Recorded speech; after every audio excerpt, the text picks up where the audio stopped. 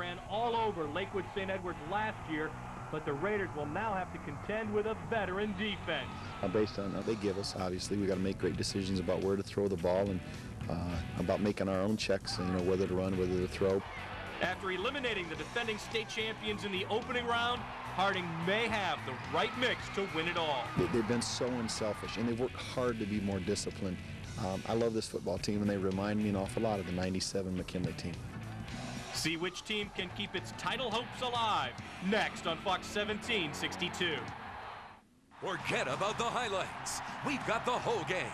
It's the Fox 1762 High School Football Game of the Week.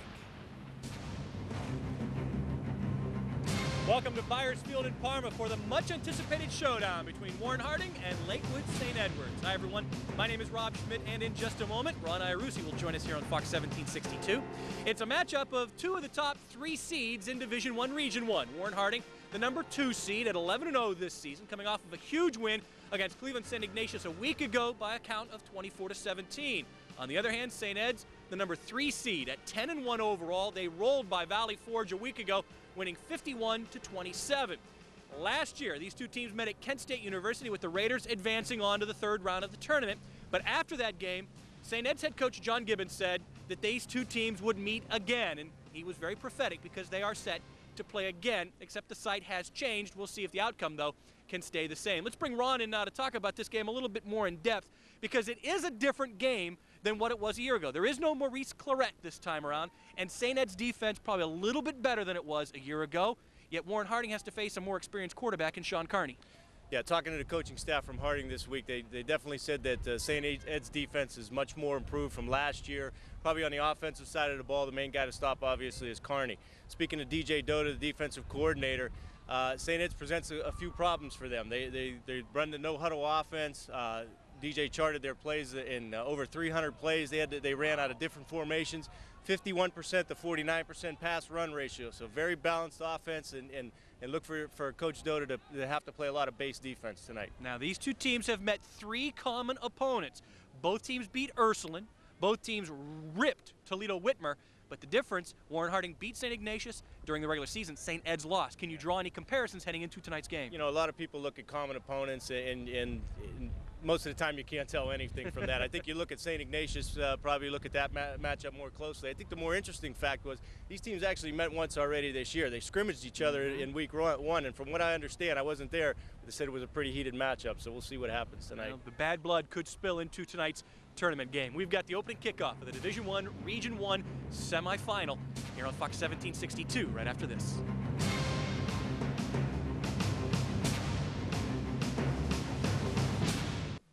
The Fox 1762 High School Football Game of the Week is brought to you by Columbiana Buick Olds Cadillac Chevrolet, the Associated School Employees Credit Union, Transit Tours, and McDonald's. The doctors at Advanced Podiatry believe in using a conservative approach to most foot and ankle problems. However, they are board certified in foot, ankle, and reconstructive surgery, and certified in wound care as well. They have fully equipped surgical facilities at each of their offices and staff privileges at all area hospitals. Your care is personalized to fit your lifestyle and budget. All insurance plans accepted. Advanced Podiatry. Call for an appointment at one of their convenient office locations. As jewelers, we all have the same things: gold, diamond, rubies. But everything in my store comes with something that no other jeweler has. Me, Earl Maxon. Business people love to have customers, but I really don't have any. I just happen to have thousands of friends who happen to buy from me. Quality, service, trust, and value. Earl Maxon Jewelers, The Marketplace, Holland. As a YSU student, it was so nice to have an ASCCU office right here on campus. I could withdraw money anytime I needed it and take care of all my other financial needs. Now that I've graduated from YSU, I can still belong to ASCCU and continue to take advantage of their great services. Stop by one of ASCCU's 3 convenient locations in Austintown, Boardman, and on the YSU campus. You'll see why the Associated School Employees Credit Union is the best place to save and the only place to borrow. Travel to your favorite destinations in comfort with Transit Tours state-of-the-art motor coaches that feature VCRs, stereos, reclining seats, and footrests. Transit Tours offers day trips to many popular casinos, including Mountaineer every Wednesday and Thursday, and Greektown in Detroit every Monday. For 15 years, Transit Tours has transported area high school and YSU sports teams to their events. They are proud to be sponsoring telecasts of local football. Call Transit Tours for your chartering needs. This quarter of the Fox 1762 High School Football Game of the Week is brought to you by Kernan and Ambrosia Insurance Agency.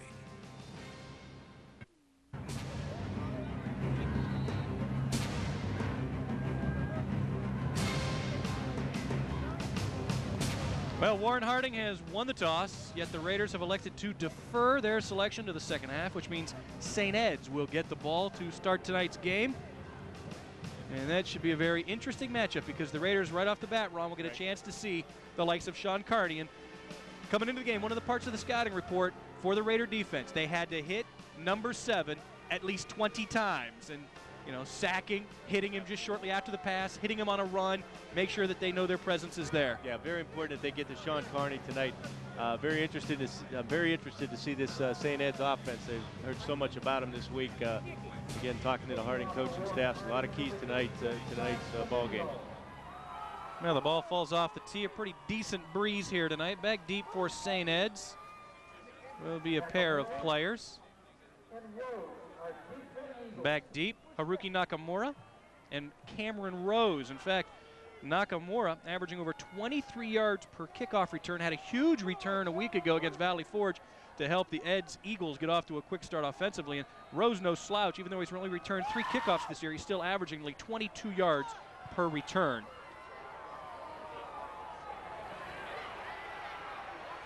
And this return by Rose. Mario Manningham, Jante Stroud there. And they hit Cameron Rose. So the Eagles will get the ball, and they will begin at their own 25-yard line. Here's a look at Ed's starting offense. The tackles, Dan Surtson, John Coyne. The guard, Jamie McManamon and Joe Foster. John Reese is the center. McManamon is 272, the biggest lineman that the Eagles have. Sean Carney is the quarterback. His backs will be Mike Greer and Damian Pride. And the wideouts, Haruki Nakamura and Jana Sikora. And Carney going right to the air. Throws to Damian Pride. Pass is incomplete.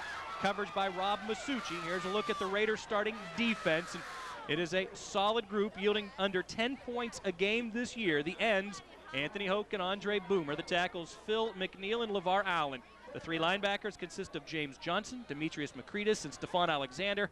And the defensive backs, very talented. Mikey Phillips, Antoine Molden, Rob Masucci, and Danny Stella. And yes, Prescott Burgess will play tonight for the Raiders.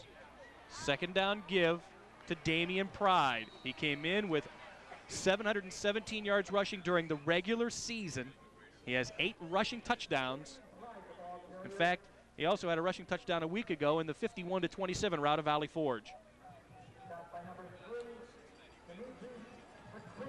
So the first possession down of the night coming up for the Eagles. For Eds, the offense averaging 38 points a game this season. Carney pressured. Johnson can't get him. Carney runs over the 40, has the first down as he works his way out close to the 45-yard line. They'll knock him out of bounds at the 44. Carney came into the game with 12 rushing touchdowns, including 1 last week. During the regular season, he carried the ball 78 times for 367 yards, a double threat. Absolutely, and you know, when Tom McDaniels talked about hitting Sean Carney 20 times, I think one of the keys is they want to get to him before he gains any yards. That time he ripped off about 13 yards there. And the thing about Carney, you notice he's about 200 pounds, so he's a strong kid as well. Gain of about 17. Phillips in on the stop for the Raiders the last time around. Give to the fullback, Greer, to the 50 and into Raider territory. Alexander and Masucci in on the stop for Harding. But it's a gain to the Raiders' 43-yard line. And that's a pickup of 13 yards. Greer during the regular season averaged just under 8 yards a carry. Mike Greer at 5'10 and 231 pounds. And Eds will primarily work out of a sugar huddle or no huddle offense tonight. Carney out of the gun. Boy, a lot of time. Yeah. Too much time. But he throws incomplete for Mike Greer. You know, the flag is down. The thing about the Sugar huddle there, and one of the concerns on the Harding side was, you know, it kind of limits what they can do defensively, especially as far as their blitz situations, because they don't know what personnel's coming into the game. And then with them lining up in so many different formations, it's very tough to play man coverage, which in turn limits how much blitzing you can do. Here's a look at tonight's officiating crew. Jim Craig is our referee. John Horn, the umpire. The linesman is Ray Poland. William Fry is our line judge, and the back judge is Floyd Crooks. And the initial call of the night goes against Eds. It is illegal use of the hands. And one of the problems for the Eagles this season, they've been penalized almost 6.5 times a game for about 61 yards a game. So that is a problem for St. Ed's. It persists here early in tonight's game. The penalty will march the ball back into Lakewood St. Ed's territory. And the penalty will be walked off to the Eagles' 41-yard line. The ball is spotted at the Eagles' 41-yard line. So it'll be about first down and 26.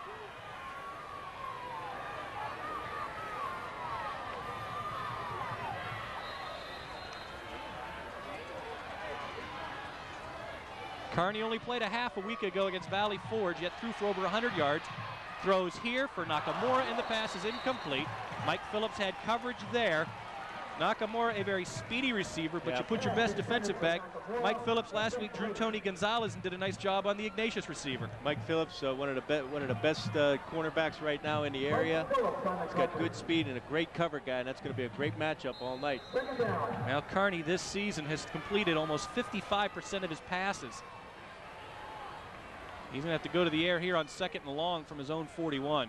Nope, they'll give it to the fullback Greer, and that's going to result in a gain of just 2. Anthony Hoke in on the stop for the Raiders defensively. Hoke again leads the team in sacks with 13.5 this year. He is 3rd on the team in overall tackles. And one of St. Ed's favorite plays there, they call that the tab play, basically out of the shotgun. You're going to watch the quarterback when he hands the ball off, he's looking at the backside defensive end. If that backside defensive end starts to close, Kearney will pull it and run the quarterback sweep. Possession down here for the Eagles.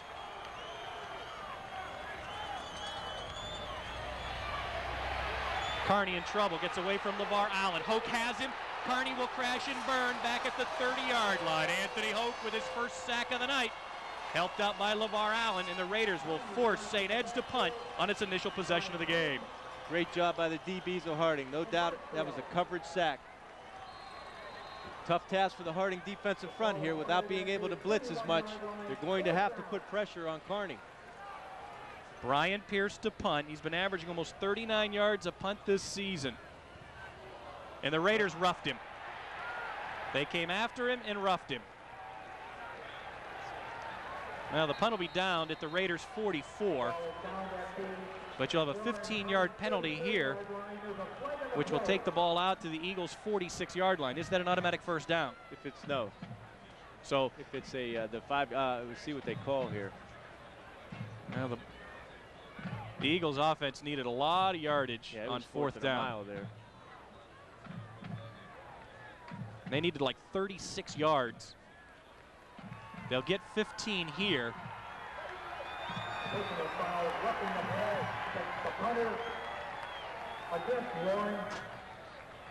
So that's the call.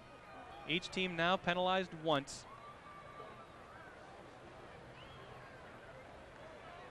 Now the Eagles have brought the starting offense back out. It's a personal foul. I believe it's a first down. So it is a first down. Yep. Oh, a big mistake for Warren Harding there. That personal foul has given Ed's new life. And this is a team that gets off the blocks quickly, having outscored the opponents 163-39 in the first quarter. So you cannot give Eds any kind of an advantage in the opening period. That's Nakamura in motion. Kearney with the keep. Antoine Molden has him, but it's a gain to the Raiders' 43-yard line, which is a pickup of 11. And a first down. And once again, Kearney on the read play. It's almost like running the veer, although there is no pitch man. What they're going to do is run like a quarterback ISO. Nebraska runs that play. They call it the duck play. They're going to fake to the fullback. The tailback leads up on a linebacker, and it becomes a quarterback ISO. Last year against the Raiders, Kearney ran the ball 16 times for 57 yards. He'll look to throw here and dump it off to Damian Pride. Danny Stella in on the hit. James Johnson there as well. The reception takes the ball to the Raiders' 34-yard line. And that's a gain of 9. Rob, that was an old-fashioned pick route there. The inside receivers came down and shielded off the linebackers, which allowed Damian Pride to look so wide open. So during the regular season, Damian Pride had 10 receptions for 137 yards, did not score. His reception here puts Eds in a 2nd and short. Give to Damian Pride. He has the first down. Rob Masucci there on the stop for Harding. But not until the run results in a gain of 3 to the 31. And you can tell right away, boy, the Eagles trying to take advantage of the mistake that Harding made. And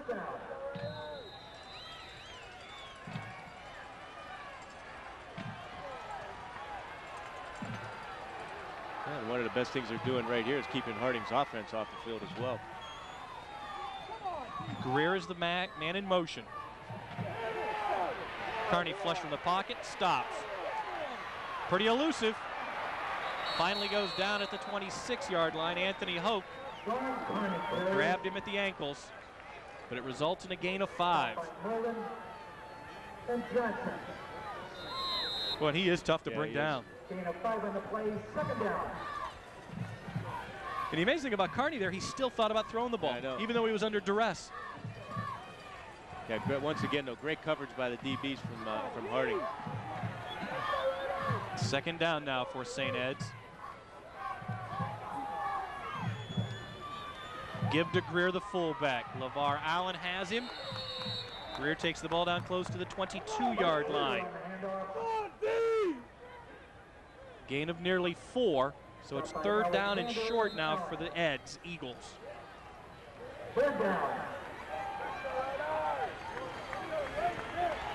Boy, St. Ed's has eaten up the clock. They've used 5 minutes here in the first quarter on its initial drive of the game, a series which began on their own 25 and was aided because of a roughing the kicker call on a punt. Kearney with the keeper. 1st down yardage to the 15. James Johnson on the stop for Warren Harding, and he's assisted by Antoine Molden. Stop by Alexander, Johnson, and McNeil. Yeah, that's a design keep there. It looked like belly option play at first, but once again, the tailback's leading up and becoming a blocker out front. They definitely want to keep the ball in the hands of Sean Kearney. And Kearney's already rushed the ball for 20 yards on 4 carries. 13th play of the drive coming up. Phil McNeil jumped prematurely for the Raiders. And that should be encroachment against Warren Harding. Well, a much different look than last year. Yeah. Because Warren Harding got off to such a quick start thanks to Maurice Claret, even though St. Ed's did come back and find themselves down 8-6 in that first quarter. 6 in the first quarter. But I think about at this point in the game last year, Maurice Claret might have had 100 yards already. Yep. Well, there you saw McNeil jumping prematurely. So it takes the ball down to the Warren 10. For St. Ed's, they go to Mike Greer. Grabbed by Demetrius Makritis at the 7-yard line. Mike Greer has not tasted the end zone this season. Well, at least during the regular season, he didn't get in as a rusher. He did rectify that last week. Had a rushing touchdown against Valley Forge. He has 3 overall, and oddly enough, Greer has 2 touchdown receptions. Yeah, well, they definitely want to use their backs out of the backfield. That fullback, you're going to see a lot of their play action. We saw him go to him the first play of the game on just a 3-step drop and back out of the backfield. 5:45 to go in the opening quarter. It's been all St. Ed so far. More penalty flags down, however.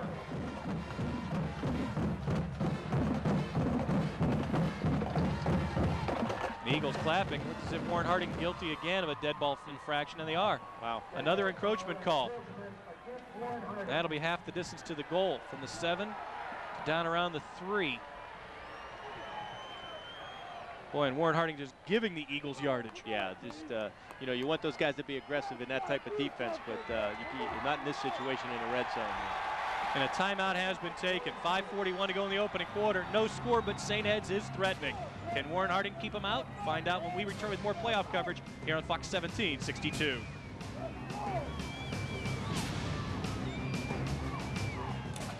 Over 100 years, Consumers Water Company has provided quality water to the Valley.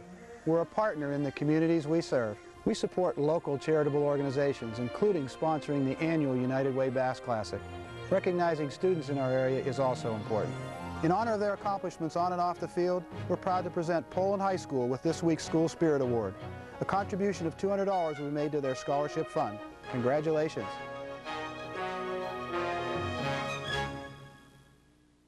Holiday shopping time is here. Save money by bringing your wish list to Larry's Superpond Incorporated in Warren. Electronic items are all less than 2 years old and come with a 30-day warranty. Sports enthusiasts will find a great selection of golfing, fishing, and hunting equipment. Check out the musical instruments, aisles of videos, and jewelry prices that can't be beat. Larry's Superpond Incorporated is the place to save money this holiday shopping season. Get a loan with only 5% interest. Saving you money is what we do at Larry's Superpond. How do you define commitment? Making something stronger? Making something better? At Key, we believe in both by working with the businesses and people in our communities to make positive changes where we live. From offering financial education programs to providing financial resources, we work hard to make a difference because we know that helping others reach their goals is part of realizing our own. Key. Achieve anything. I gotta tell you, I've had some great deals come my way, but a big and tasty. For just $1, you did your thing, dog. Not that I'm calling you a dog. I mean, you're more like a big purple, I don't know what you are. What you say about my mama? Huh?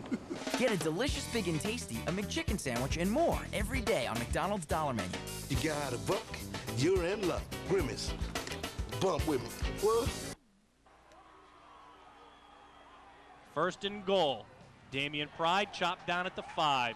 Hoke, Boomer in on the stop, along with Stefan Alexander. Big play there by the Blood D. Absolutely. St. Ed's tried to come out and run some a zone scheme up front where they're trying to just get a body on a body and let Damian Pride pick his hole. Pride second on the team in rushing touchdowns behind Kearney.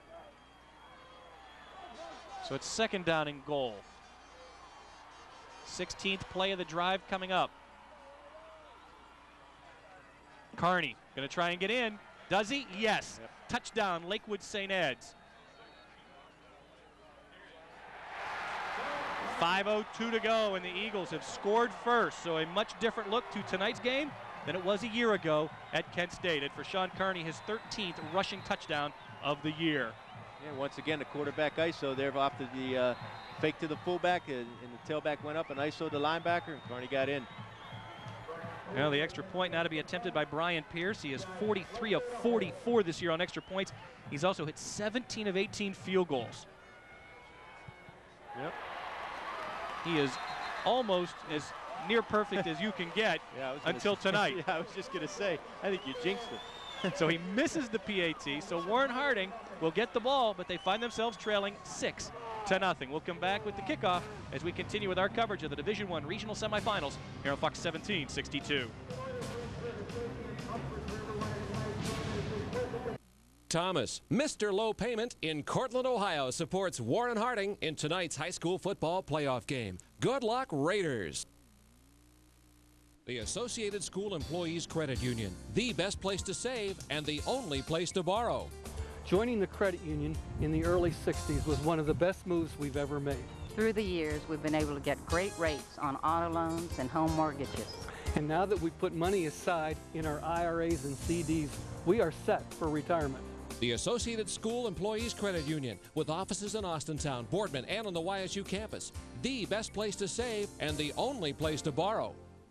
Travel to your favorite destinations in comfort with Transit Tours state-of-the-art motor coaches that feature VCRs, stereos, reclining seats, and footrests. Transit Tours offers day trips to many popular casinos, including Mountaineer every Wednesday and Thursday, and Greektown in Detroit every Monday. For 15 years, Transit Tours has transported area high school and YSU sports teams to their events. They are proud to be sponsoring telecasts of local football. Call Transit Tours for your chartering needs.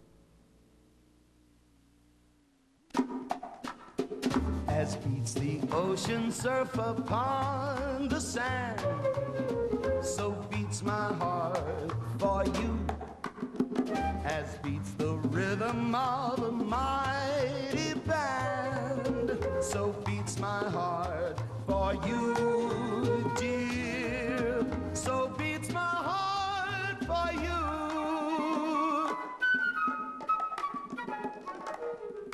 Sideshow Bob hypnotizes Bart. Watch the shiny quarter ball. I needed that for laundry to take down Krusty. This time, I cannot fail. The Simpsons. Monday at 7 on Fox 1762. Watch the Valley's #1 news team. First News at 10 on Fox 1762. Well, St. Ed's travels 75 yards on its initial drive of the game. They use 16 plays with Sean Carney going in from 5 yards out. However, Brian Pierce, the kicker, misses the PAT. Yet Lakewood St. Edwards uses 7 minutes in time of possession on its opening drive. We got 5 minutes left in the quarter, Ron, and Warren Harding has not touched the ball. And it all came down to a roughing the kicker call. And here's how they missed the PAT. The ball never got on the puck until late. Josh Lesko was the holder. And now someone's going to have to hold here because the ball keeps blowing off the tee. Yeah, that was an impressive drive by St. Ed's to open the ball game. And again, best thing about that, for 7 minutes, it kept Warren's offense off the field. Well, you know, after last year's game, head coach John Gibbons made the comment in the paper. He said about his team, it's a maturation process. Next year, we're going to come back here and win this game. So they were laying the groundwork a year ago. And that doesn't surprise me at all that John Gibbons would say something like that. Probably one of the more animated coaches in the Northeastern Ohio area. Well, Jante Stroud with the kickoff return. And the Raiders will get the ball for the first time tonight. How about that? We've played 7 minutes of the quarter. And they will open up at their own 35. Here's a look at the Raider offensive line. Phil McNeil and Dante Campbell are the tackles. LeVar Allen and Brian Doherty the guards. Adrian Barbudas is the center. Anthony Hoke your tight end. The quarterback, Mikey Phillips and Mike Kokel. Stephon Alexander the fullback. Team's leading rusher, Richard Davis and Tremaine Warfield along with Antoine Molden. And we will see Mario Manningham at wide receiver. Phillips throws for Tremaine Warfield and the pass is incomplete. This is the way the St. Ed's defense shapes up tonight. The ends, Ryan Mirando and Jason Giacchetti. The tackles, Ryan Atkins and Ryan Rapaz. The inside linebackers, James Booth and Kevin Quinn. Ryan Bailey and Justin Miller on the outside. The three-deep secondary consists of Jonna Sikora, Cameron Rose, and Brian Pierce. We talked to Dan Reardon, the offensive coordinator, before tonight's ball game. Said Harding was probably going to throw it a little bit more than they have in the past. Toss sweep to Richard Davis. Stays on his feet after getting hit at the 40. Then he runs over Cameron Rose out to the 46. It's a gain of 11. Richard Davis coming into the game had rushed for 1,069 yards. He has 15 touchdowns on the ground this season. And a week ago, he had an even 100 yards against St. Ignatius on 18 carries, and that included a touchdown. And the time that we saw Harding play Boardman, we really didn't see Richard Davis at his best. And maybe the field conditions played into that. But in the 3 games I've seen Warren Harding play, and that's against Massillon and Ignatius, Davis has been limited, even though he had a big touchdown run a week ago. Right. Well, they're doing a lot more things up. You know, they're throwing the ball a little bit more and doing some things. Oh, boy, how about that? Well, Phillips was trying to throw the ball to Antoine Molden, yet a penalty flag has been thrown, and it appears to be pass interference against St. Ed's.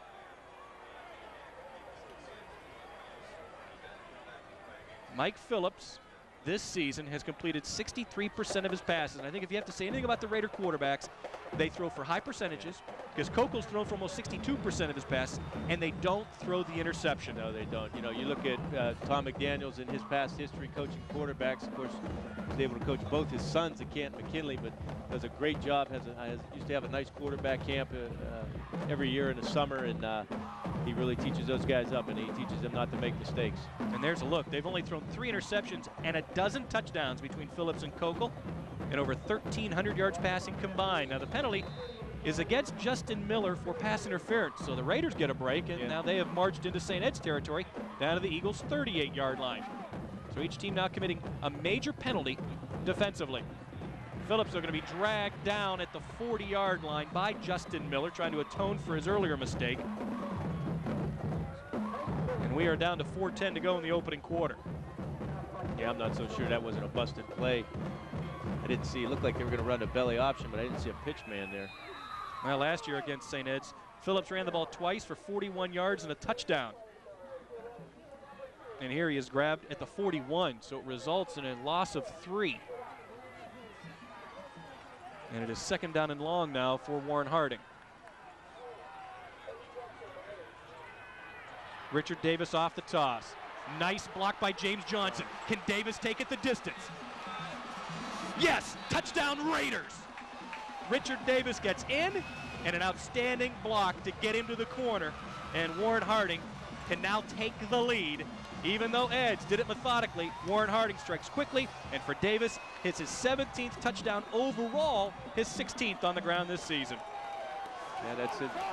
That toss play that they run, they call it scoop down there, and boy, what a great run by Richard Davis. When he gets in the open field, he has the sight of the goal line. There'll be no stopping him. And that was a great job to stay inbounds and get himself around the pylon. Now the extra point by Joe Spain. Spain 43 of 47 this year on extra points. And before he can try, the officials have stepped in. But what an outstanding effort by Richard Davis. And again, it was a great block by James Johnson, the fullback. That's the thing about Harding, too, as you mentioned, Rob. St. Ed's goes on a methodical drive, and Harding turns around and scores in about 4 plays. Well, it's encroachment against the Eagles. Yeah. Do you go for 2 now? You know, you move the ball to the 1.5. Well, I think if St. Ed's would have made the extra point, then I think you would you might go for 2 here. But I think you want to, a single extra point puts them in the lead. Well, Spain stays on the field. Both teams possess very good field goal kickers, even though you wouldn't have seen it in the last attempt for Eds. Right. Yeah, Spain. I was impressed with Spain. I think he won 2. What the last week kicked the field goal. He had 1 against Diggs. I know he had 1 against Fitch. That was a big one in that 10-0 win in week number 10.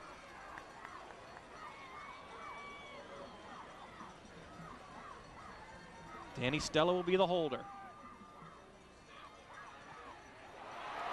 Rose off the corner, can't block it. Spain knocks it through. 3:36 to go in the first quarter, and just like that, Warren Harding has retaken the lead. So it's Warren 7, St. Ed's 6. We saw this last night. Yeah, with 7-6. An extra point being missed and favoring one team, even though it didn't turn out to be the margin of victory either way last night. Definitely played a part in what in your thinking, though. But it does. It's like last night, Coach Angle decided to go. Had to go for 2 at one point in time.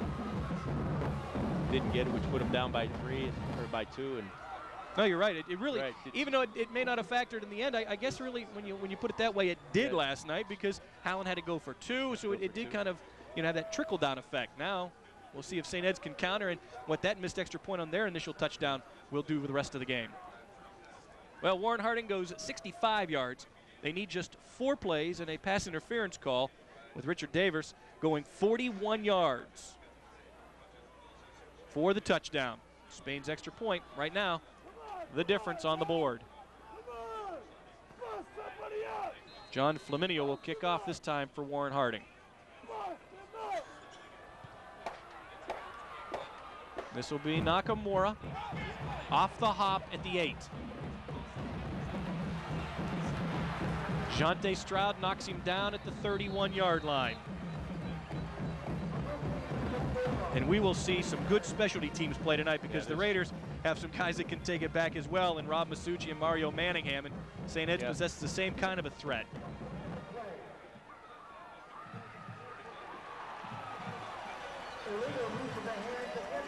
Well, later in the game, you'll have a chance to answer our Hot 101 football trivia question. If you know the answer, you could be a winner on Hot 101 Monday morning at 7:20. Now, there was a penalty flag down on the return. And that'll take the ball back inside the Eagles' 15 to the 11-yard line. So the flag fell at the 20. Boy, you talk about mistakes. Harding made a major mistake defensively with a roughing the punter call, but the Eagles have made two big ones here now. Instead of getting the ball at the 31, they get it at the 11. Yeah, they made a big mistake on the interference call, too, on Harding's drive. So Carney and company now backed up. 3.5 minutes left in the opening quarter.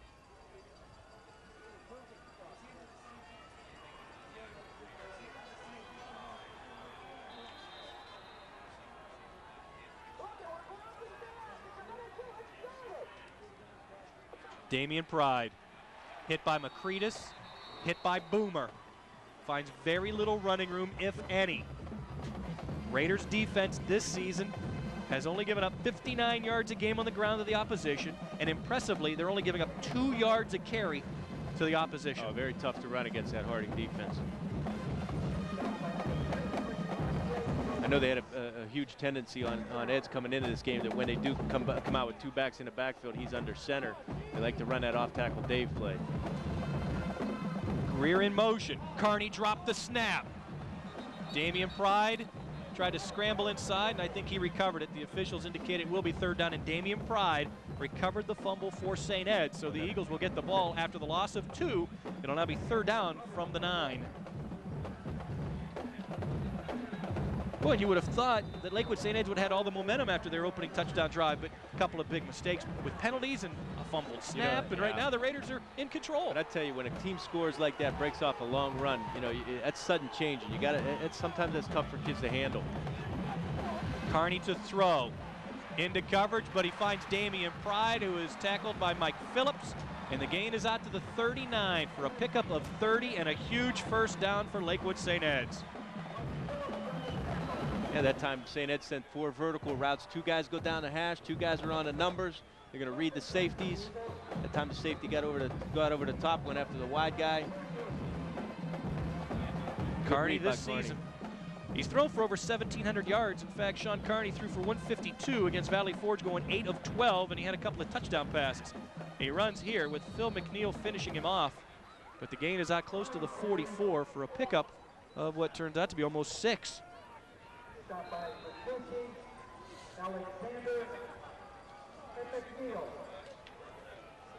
As an offense, St. Ed's averaging over 368 yards a game. And you talked about that mix of 51-49. Yeah. It's pretty even. I mean, you know, they average over 200 yards rushing and 160 passing. So it's a pretty balanced attack despite the offensive sets that they run. Play action. Carney's pass is complete to Greer. Into Raider territory. Masucci there for the stop, but Greer is down at Warren Harding's 48, and that's a 1st down for the Eagles. Once again, as we mentioned earlier, they like to get Greer out in the flat route. They're going to run the boot pass here, pull the backside guard for some protection, some decent pressure. It's tough to cover those backs out of the backfield. And there's a look at Greer, the 5'10", 231-pounder. Fullback here in the I formation.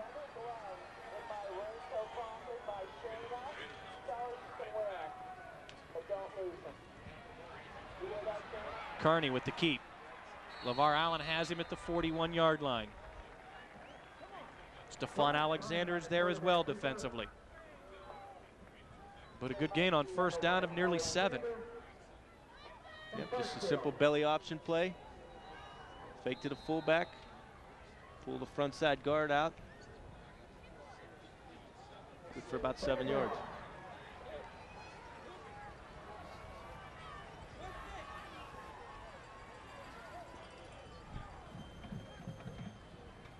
Looks like a busted play here. Busted play. Yep, Kearney will go down. Andre Boomer, James Johnson there for the stop. He turned and he had nobody to fake it or hand it to. Still. I tell you, good presence of mind by Kearney, though, just to continue and take that ball upfield. And he ends up gaining a yard. The fullback went the wrong way. But that closes out the period. We've played our first quarter from Byers Field in Parma. It's as close as you can get without the score being tied. Warren Harding, though, has the advantage. It's the Raiders 7, Lakewood St. Edwards 6. You're watching playoff football on Fox 1762.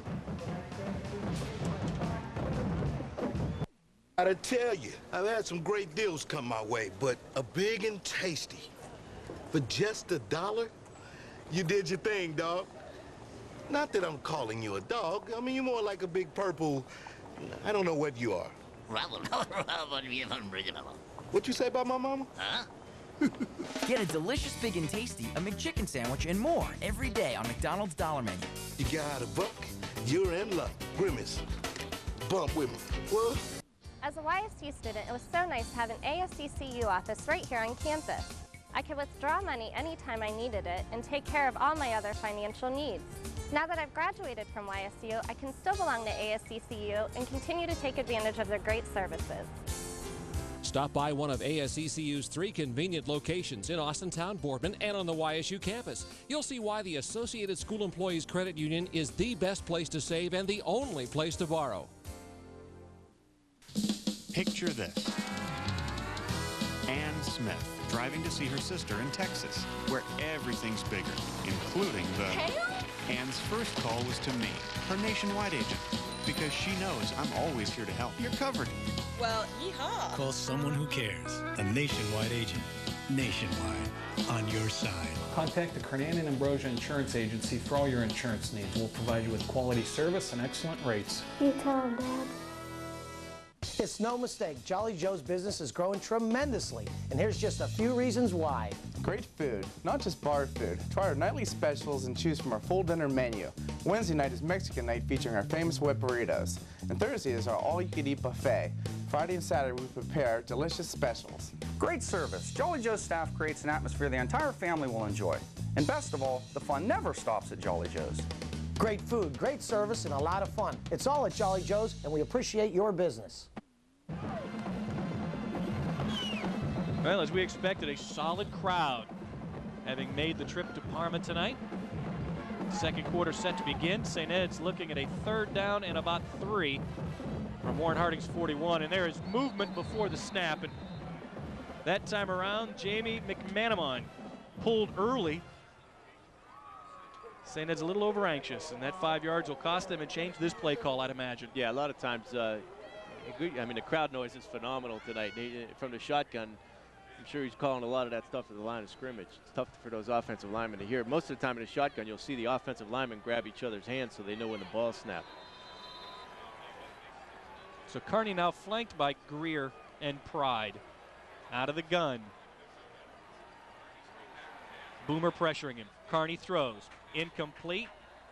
Molden had coverage. Pass intended for Madden. And last week, it was a huge game for Scott Madden against Valley Forge. He had 5 receptions for 134 yards and 2 scores. He is second on the team in receptions. He had 23 grabs during the regular season, just 1 behind Matt Belko. But the Raiders forced the incompletion, and they will now force the Eagles to punt. Last time Brian Pierce lined up, he was roughed. Raiders not coming after him this time. Well, that's a high punt there. This will hit inside the 5 and will roll dead at the 1-yard line. An outstanding play by the St. Ed specialty teams. Ryan Mirando downs the ball inside the 5, and the Raiders will have their heels on the goal line when they start this series with 11:44 to go in the half. How about that punt?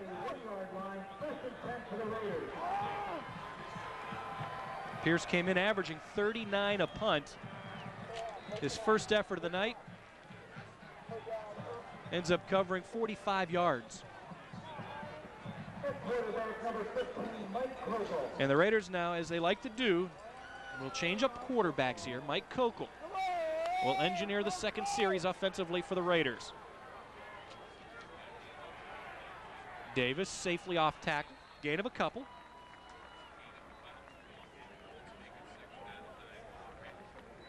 And the Raiders this season, they put up solid numbers as you would expect a team that is 11-0, averaging almost 196 yards a game on the ground.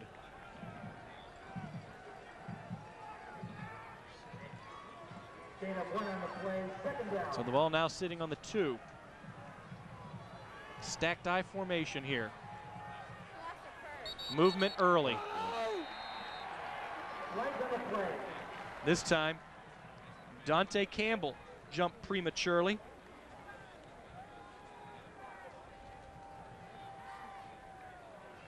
Campbell, the right tackle. That'll move the ball back a yard. So the gain of a yard by Davis negated because of the penalty.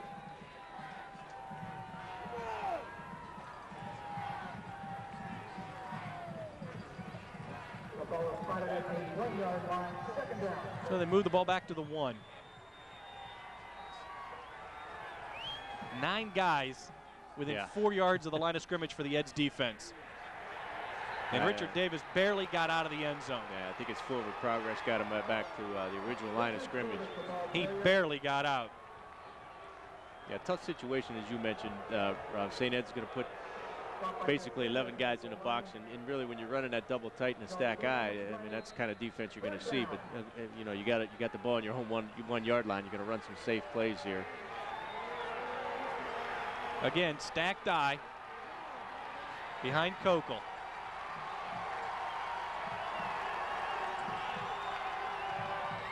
Fullback Alexander spins out close to the 3-yard line and then driven back into the end zone. Raiders playing to punt right here, but now it'll be a tough task for the punting unit.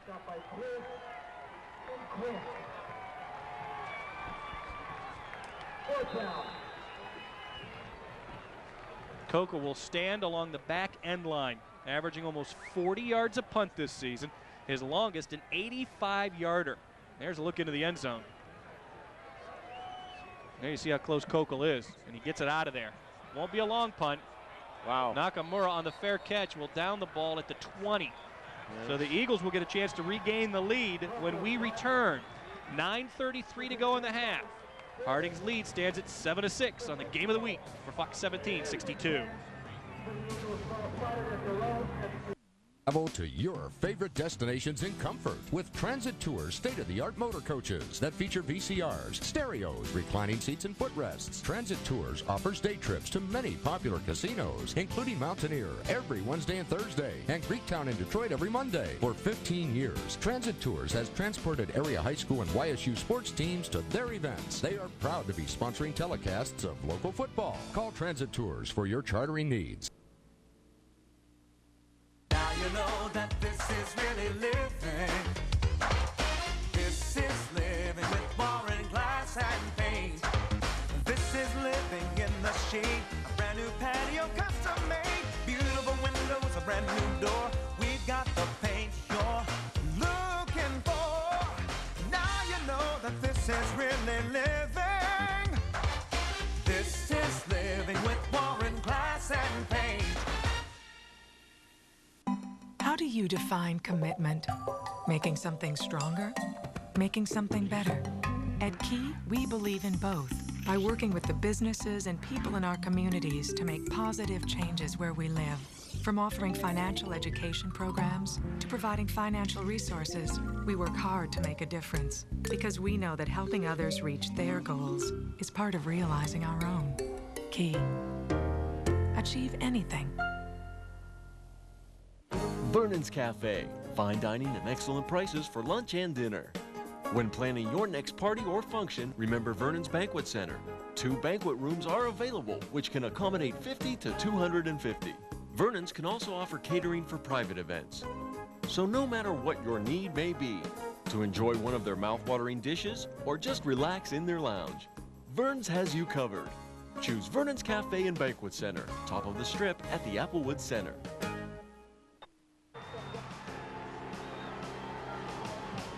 Ed's wasting no time. Carney put it in the gut of Damian Pride, and then at the last moment took it out and carried the ball for a pickup of 3 down to the 17-yard line. Yeah, that's that read play that we talked about earlier, out of the shotgun. So a huge test here for the Raiders defense. And again, look how long he kept it in the gut of Pride. In fact, almost, in fact, did knock him down. Yeah. And then Carney eventually gained some yardage. Yeah, what he's doing is he's watching the defensive end play. If that defensive end gets upfield a little bit, then he's going to give the ball. A little bit of indecision there. Second down, Carney to throw. Into the flat. Wow. Throws complete to Belko, who is then belted by Masucci. And Masucci almost could have had a chance for a pick. Should have been a half step quicker. And if Masucci would have got that, he's going 90 the other way. Matt Belko led the team in receptions during the regular season with 24. And Rob Masucci, a solid defender with some great speed. And now it is 3rd down and 5 from the 15.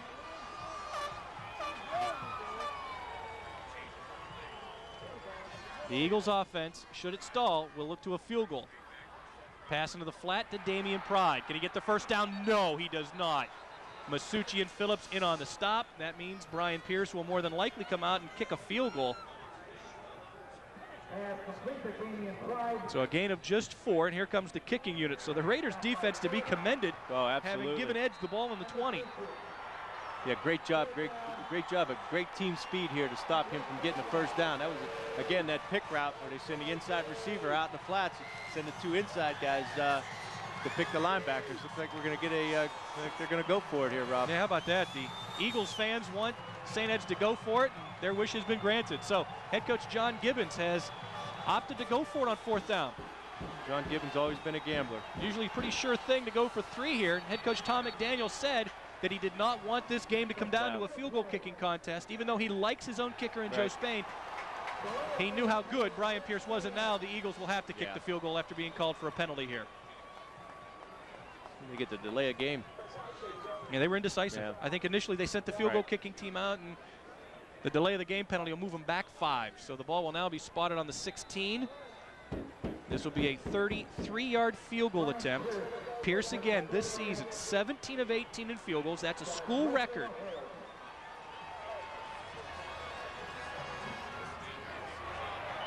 Field goal attempt this time is good. And with 7:24 to go in the half, Lakewood St. Edwards has regained the lead in a seesaw affair. It's Ed's 9, Warren Harding 7. We'll come back with the ensuing kickoff as we continue with our coverage from Byers Field in Parma here on Fox 1762. Over 100 years, Consumers Water Company has provided quality water to the Valley. We're a partner in the communities we serve. We support local charitable organizations, including sponsoring the annual United Way Bass Classic. Recognizing students in our area is also important. In honor of their accomplishments on and off the field, we're proud to present Poland High School with this week's School Spirit Award. A contribution of $200 will be made to their scholarship fund. Congratulations.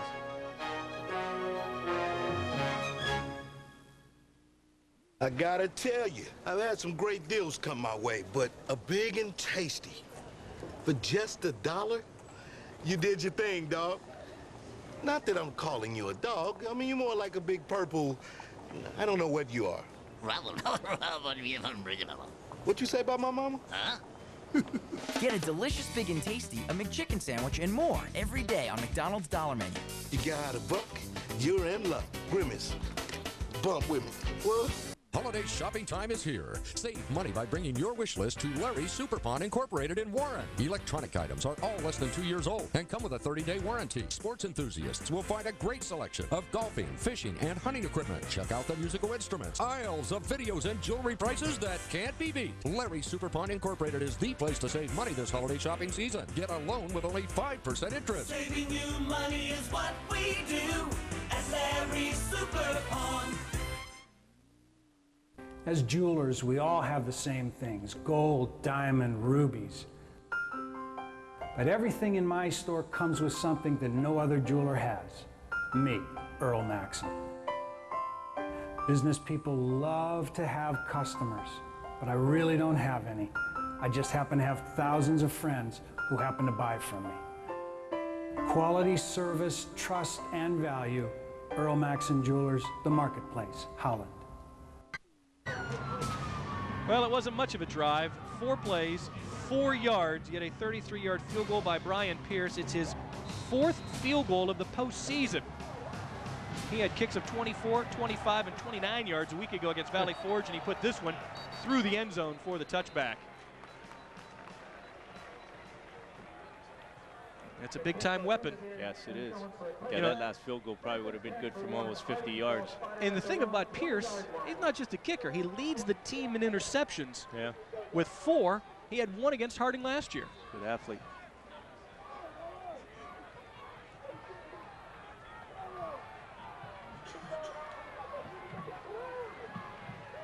So Coco will stay in the game. Really didn't get a chance to show his stuff in his last series when the Raiders began at the 1. Now from the 20, Coco throws complete to Tremaine Warfield. Spins outside, finally dragged to the ground by Jonna Sikora. Warfield's gain good for 23 yards.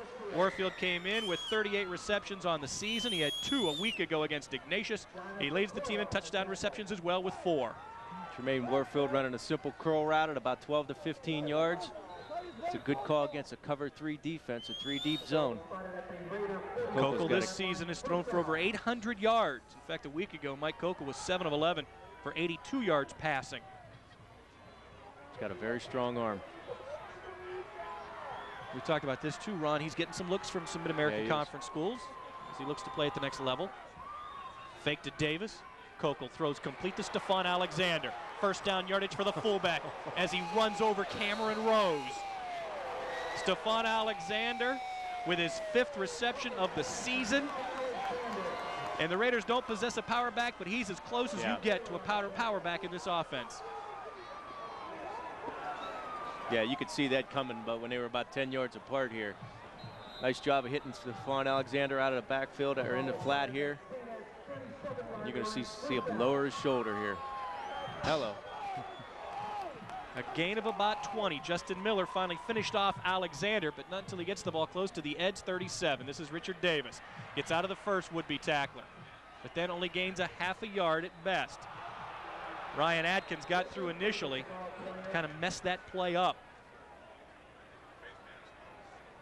And another flag has thrown. That comes right at the line of scrimmage. It's a dead ball foul, personal foul against Lakewood St. Edwards.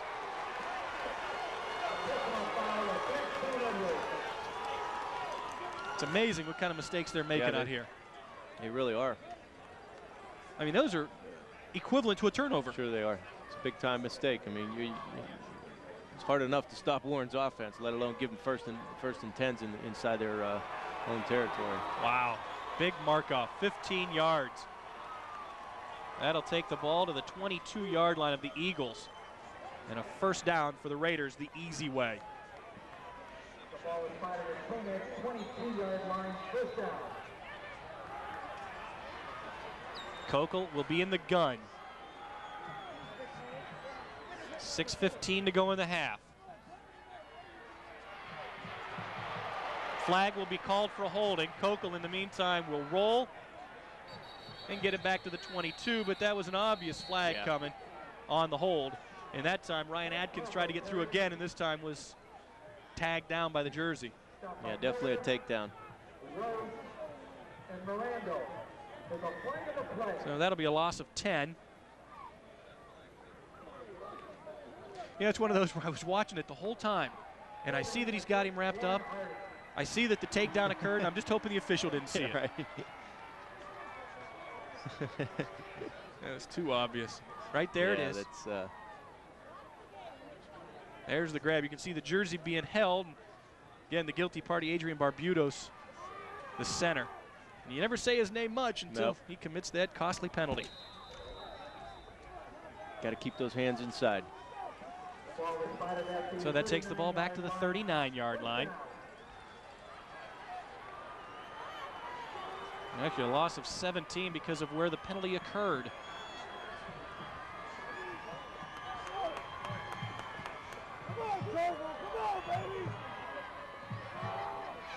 Coco looked to the right and now carries it. Nice room. Finally knocked down by Justin Miller.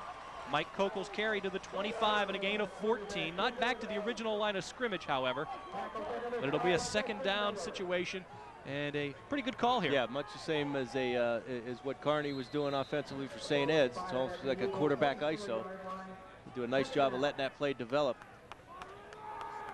Second down and 13 now. Ball inside the Eagles' 25-yard line.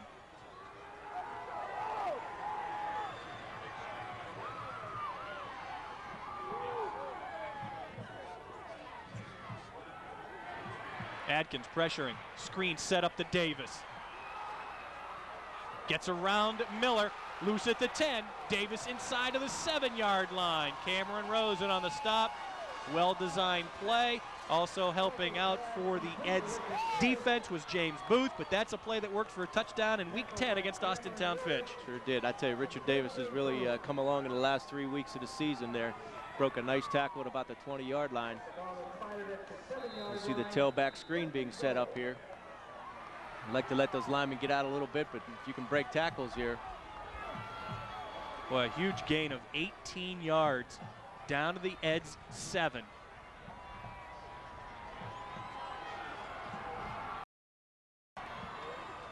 Harding looking to take the lead once again. Kokel on the keeper. He's going to get in. Touchdown Raiders.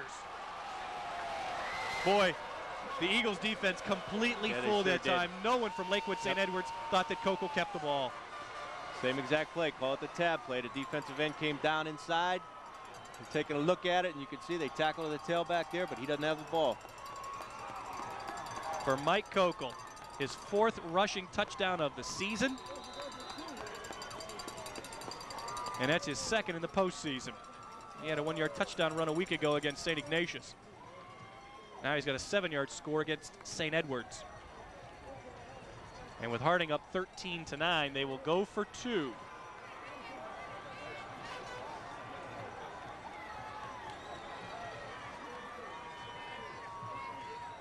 Kokel wants to throw for it, has Warfield, got him, 2-point conversion is good. 4:22 to go in the half, and Warren Harding has taken the lead and extended it a little bit. It's the Raiders 15 and St. Ed's 9, and what a way to answer. Yep. Twice now Warren Harding has come back after the Eagles have scored and answered. Sure did. It was a great delivery there on a 2-point play here. Just a slant route to Warfield. Hits him right between the numbers. You know, and we saw Warren Harding play Bourbon in the game of the week earlier this season. Again, weather conditions factored in quite a bit. Against Massillon, Warren Harding's offense minus Mario Manningham. Right. Average. Last week, good first half against Ignatius. So far, this is the best I've seen the Raider offense. Clicking. And Richard Davis is helping that along, too. He's really starting to run the football well for Harding, which is opening up a lot more of their offense. And what's more impressive is that they said coming into this game that the Lakewood St. Edwards defense was better this year than it was a year ago. Yes, they did. And yet Warren Harding goes 80 yards in just 5 plays. 7-yard touchdown run by Mike Kokel, followed by the 2-point pass to Tremaine Warfield. And the Raiders lead it 15-9. Short kick, come to the near sideline. Cover that. Wow. Oh, was that close. Cameron Rose finally jumps on it at the 26. He thought it was going out of bounds. I think he did. You never can tell when the ball's on turf like that. A lot of times that thing will just die right there. Watch it again. Look how the ball just kind of dies on this field. And he dove late. Terrell Rogers tried to get down there for Warren Harding. Now it's a test of which defense wants to step up. Lakewood St. Edwards will begin from the 26. Stroud pressuring, ball knocked loose. It is loose on the turf. Harding's got it. Harding got it. Ball knocked loose by Jante Stroud as he got to Kearney. Now it's a scramble. Raiders had a couple of bodies there, but I think St. Ed's pulled it away, and they did. Boy, when you're in the bottom of that pile. I know, that ball could change hands 3 times down there. It looked like Demo McCreadis came up with that. I think McCreadis says I had it. Now let's watch it again here. Look at Jante just knock the ball loose. And much like last week's fumble against Ignatius, it laid on the turf for a while. And there you can tell in the outcome that it was Alex Boone, number 75, who recovered it. for St. Ed's. So they maintain possession, lose about 8 yards. This pass complete. And finally, Haruki Nakamura makes the grab out to the 28-yard line. So pickup of 11. But it'll be 3rd and long. Now here is tonight's Hot 101 football trivia question. What was the score of last year's playoff game between Warren Harding and Lakewood St. Ed's? A game that took place at Kent State University and was dominated by Maurice Claret. If you know the answer, you could be a winner on Hot 101 Monday morning with AC and Kelly. Possession down here. 3rd down from the 28. Pass intended for Madden. You've got pass interference against Antoine Molden, who got to Scott Madden early, and that's a good call. I know the coaches to our left for Warren Harding don't like it, Ron, but that's a good call. They're a little biased, but yeah, I think it was a good call. Yeah, that time Harding gambled a little bit, sent the blitz off the edge, and caught him in man coverage. Watch it again. Fans don't like the call, but it was close, but it looked like Molden had been draped on his back a little bit. But you know, that's one of those calls where you like to be aggressive. So you're not going to discipline the kid too much because he tried to make a play. And good technique there, too. He tried to come over with the inside arm, keep the outside arm free. Well, the pass interference call will now take the ball out to the Eagles' 44-yard line. And Lakewood St. Edwards gets a 1st down because of the penalty. The ball is spotted at the St. Ed's 33-yard line, 1st down. Second time tonight in which Lakewood St. Edward gets a 1st down because of a penalty. Mike Greer won't go very far. Penalty flags down as well. Yeah, center a little late on the snap there. 3:05 left in the 2nd quarter. Each team has scored in both quarters. St. Ed scored first on its initial drive of the game. Warren Harding then countered. Raiders led 7-6 at the end of 1. For Lakewood St. Edwards, they got a 33-yard field goal from Brian Pierce, and just a few moments ago, Warren Harding countered with a Mike Kokel touchdown run, and that's where we stand right now after the Raiders converted the 2-point try. Carney on 1st and long. Molden turns around, almost had the pick. That's good coverage. That was great Scott coverage. Madden. Yes, it was. Excellent coverage. Once again, Harding came with the blitz. Lakewood checked to a 3-step drop and tried to get him on the fade route, but great coverage by Molden. I don't think you can do any more than, other than intercept the ball, Right. I don't think defensively you can do any more than what Antoine Molden did here. And that's one of those plays where Madden turned into the defensive back. 2nd down and 15 now from the 39. Carney on the option keeper. Demetrius Makritis is there to throw him down for a yard loss. Maybe 2 yards are lost on the attempt, and it's a 3rd and long coming up now. And this is the Raiders defense that we've seen play all year.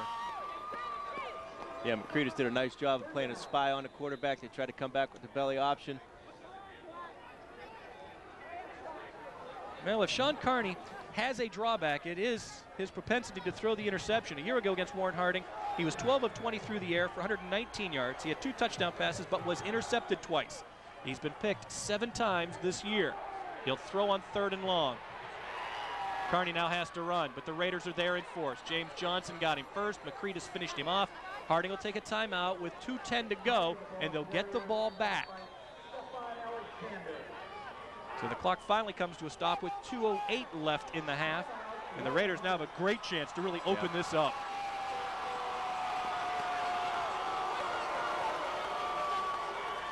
Now again, here is tonight's Hot 101 football trivia question. What was the score of last year's playoff game between Warren Harding and St. Ed's? If you were watching our game of the week last night between Howland and Canfield, you already know the answer, but here it is for you again.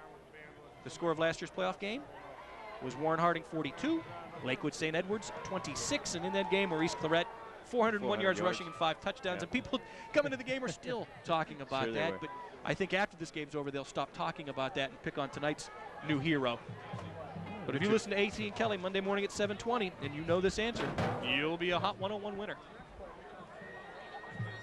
Well, the winner of tonight's game will move on to the regional championships next Saturday in Division I. And the winner of this will meet up with either Solon, the top seed, or Menor, the 4th seed. Those 2 teams played earlier in the season with Solon winning, but Menor's got a great offense. Yes, they do. And here's a look how the computer region stacks up heading into the postseason. As you see, all top four teams are still alive through that first round. Pierce to punt. He had a 45-yarder earlier in the game. Manningham from the 10. He returned a punt and a touchdown for a touchdown, or, you know, 2 for scores against Massillon. Right. And really kind of made a name for himself in that game. He I don't want to say he single-handedly beat Massillon, but he sure did play a big part in that game when he had 4 touchdowns. And really, that was his coming out party. Yep. I think the Raider coaching staff had been waiting for him to emerge, and that was the night that he had chosen to make his name. So with less than 2 minutes to go, Warren Harding will get the ball. The Raiders will return Mike Phillips at quarterback, and they'll start just shy of their own 20.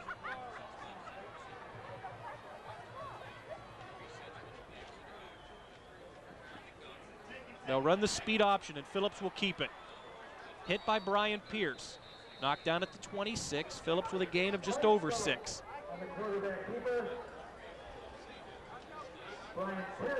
Now Harding has just 1 timeout left.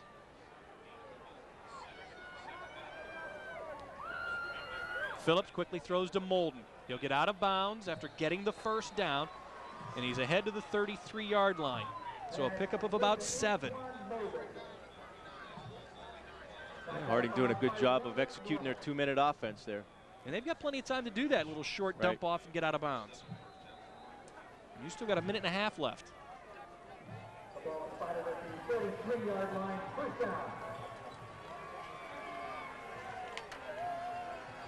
So Phillips now 2 of 2 through the air for 7 yards.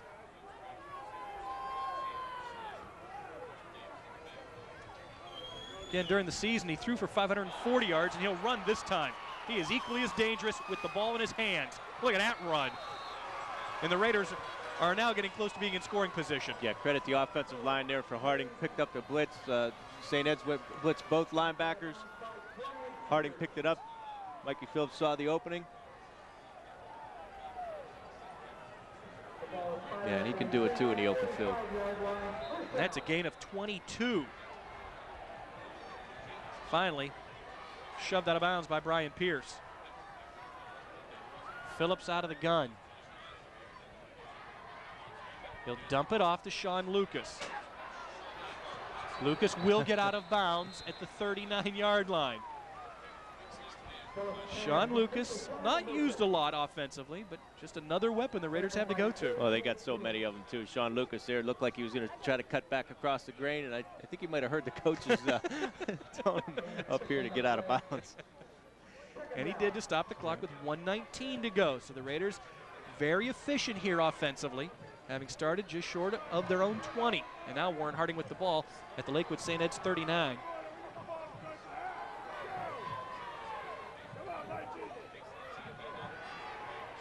Phillips throws. Warfield, the intended receiver, but the pass is incomplete. Cameron Rose had coverage defensively for Lakewood St. Ed's.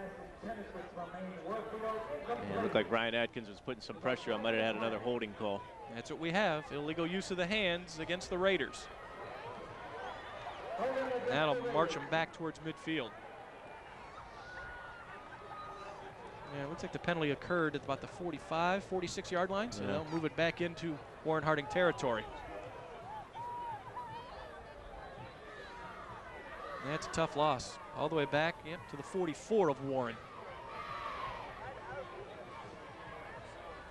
So it virtually results in a loss about 21 yards.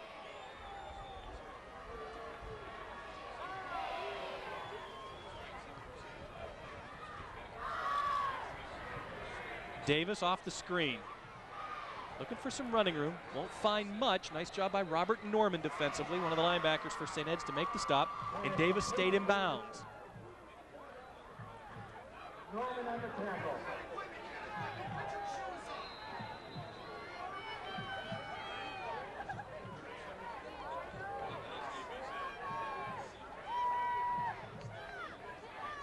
Phillips in trouble. He will crash and burn at the 44. Sack registered by Kevin Quinn, the team's leading tackler this year. Yeah, Kevin Quinn came on the blitz from his inside linebacker position, came off the edge. And now the Eagles take the timeout. So they feel they got a shot with 31.6 seconds to go in the half. And they've got two timeouts remaining, so they'll force the Raiders to punt here. Absolutely. I would too. A guy like Nakamura back there returning punts. Definitely want to try to make Harding punt the football here. Boy, that holding call really kind of sucked a lot of the life out of that drive. And now it'll be up to Kokel to try and pin the Eagles inside the 20. Kokel's already punted once here tonight. And it went for just 20. He'll need to do much better than that this time around. But keep in mind, he kicked that one deep in his own end zone. And plus, he's kicking into a serious win here, too.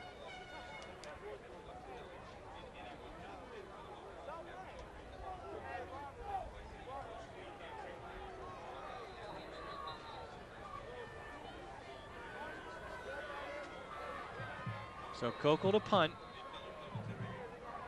Rose and Nakamura back deep for St. Ed's.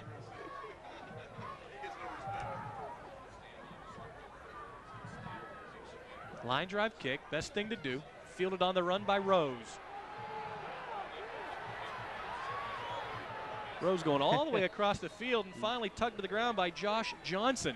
Little too much speed to be reversing field against Harding.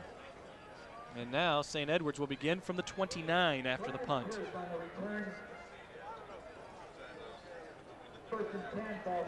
Less than 20 seconds to go in the half, and the Eagles, even though Pierce has the wind at his back, will probably need, I would imagine, at least 50 yards here.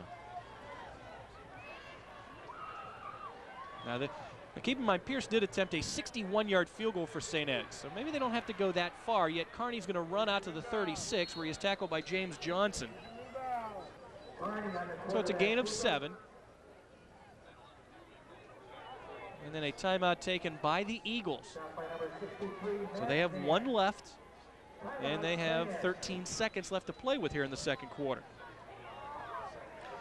Now you can watch Fox 1762 for YSU football. The Penguins will take on Samford Saturday, November 23rd at 10:30 in its entirety here on Fox 1762. The Penguins are on the road today, playing at Illinois State.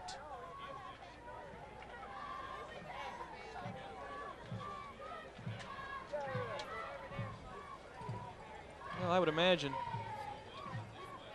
the Raiders will make sure they've got enough guys back deep. Stella and Burgess right now are the safeties.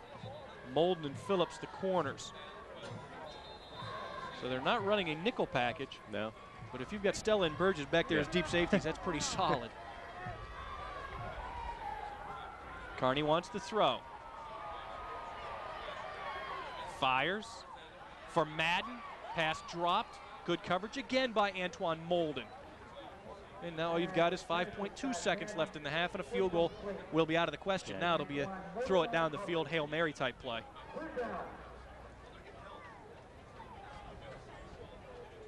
Once again, Antoine Molden doing a nice job at that corner position. He really is. I mean, he's played solid. We talked about Mike Phillips and his play at corner. Right.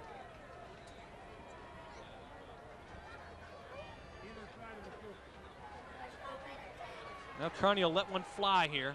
Well, he just guns it down the middle to Nakamura. It'll look good in the stats, but that'll be it.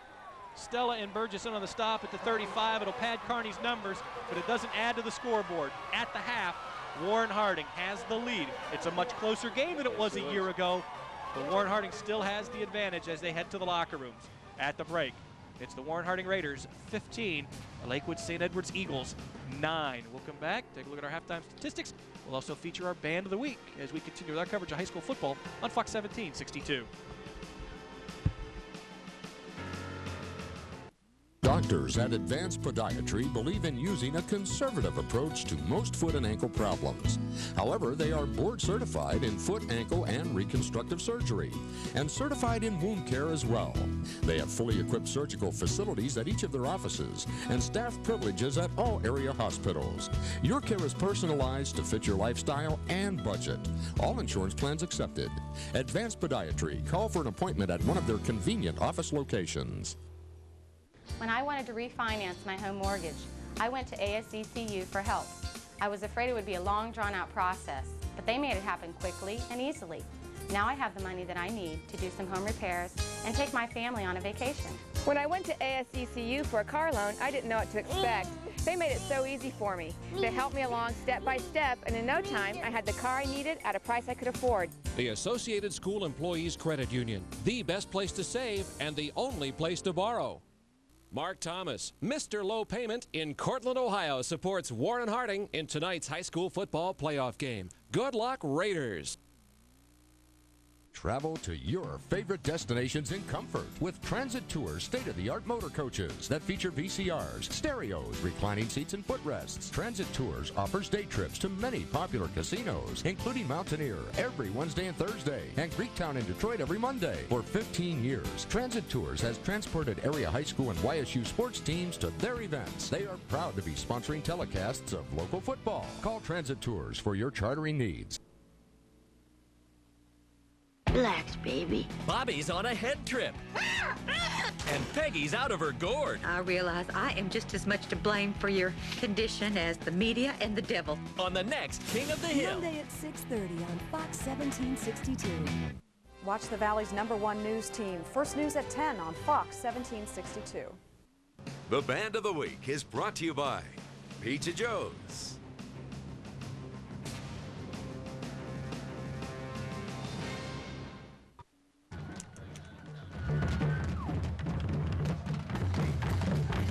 Welcome back to Byers Field in Parma. Now, even though Warren Harding is on the road tonight, the Raiders are still considered the home team. So, here is our Pizza Joe's Band of the Week, the Warren Harding Marching Band.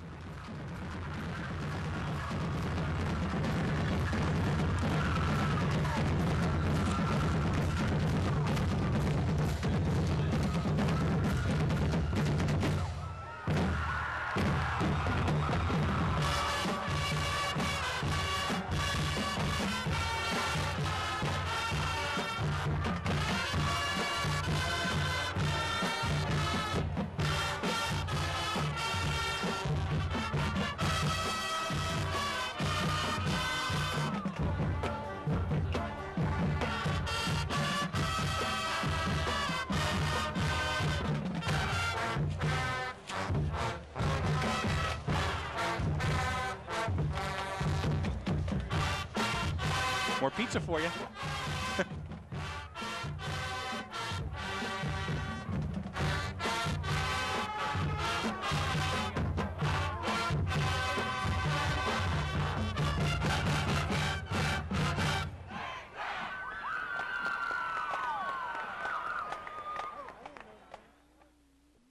The Fox 1762 High School Football Game of the Week is brought to you by Columbiana Buick Olds Cadillac Chevrolet, the Associated School Employees Credit Union, Transit Tours, and McDonald's.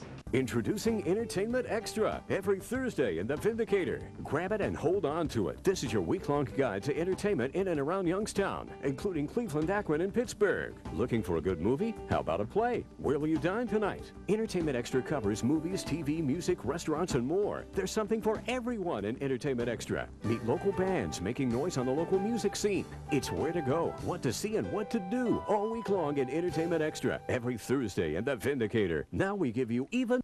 We're talking tasty down at Pizza Joe's, and everyone goes to Pizza Joe's for those great tasting pizzas, wings, strombolis, subs, and salads. Planning a party after the game? Pizza Joe's can put together some great pizza party packs that everyone will enjoy. Look in the yellow pages for the Pizza Joe's nearest you and find out why Pizza Joe's is everyone's favorite neighborhood pizza place. So if you really love me, you'll let me know.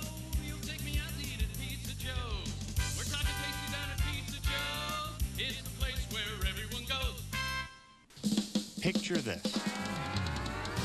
Ann Smith driving to see her sister in Texas, where everything's bigger, including the... Kale? Ann's first call was to me, her nationwide agent, because she knows I'm always here to help. You're covered. Well, yeehaw. Call someone who cares. A nationwide agent. Nationwide. On your side. Contact the Kernan & Ambrosia Insurance Agency for all your insurance needs. We'll provide you with quality service and excellent rates. You tell him, Dad. As beats the ocean surf upon the sand, so beats my heart for you. As beats the rhythm of a mighty so beats my heart for you, dear. So beats my heart for you.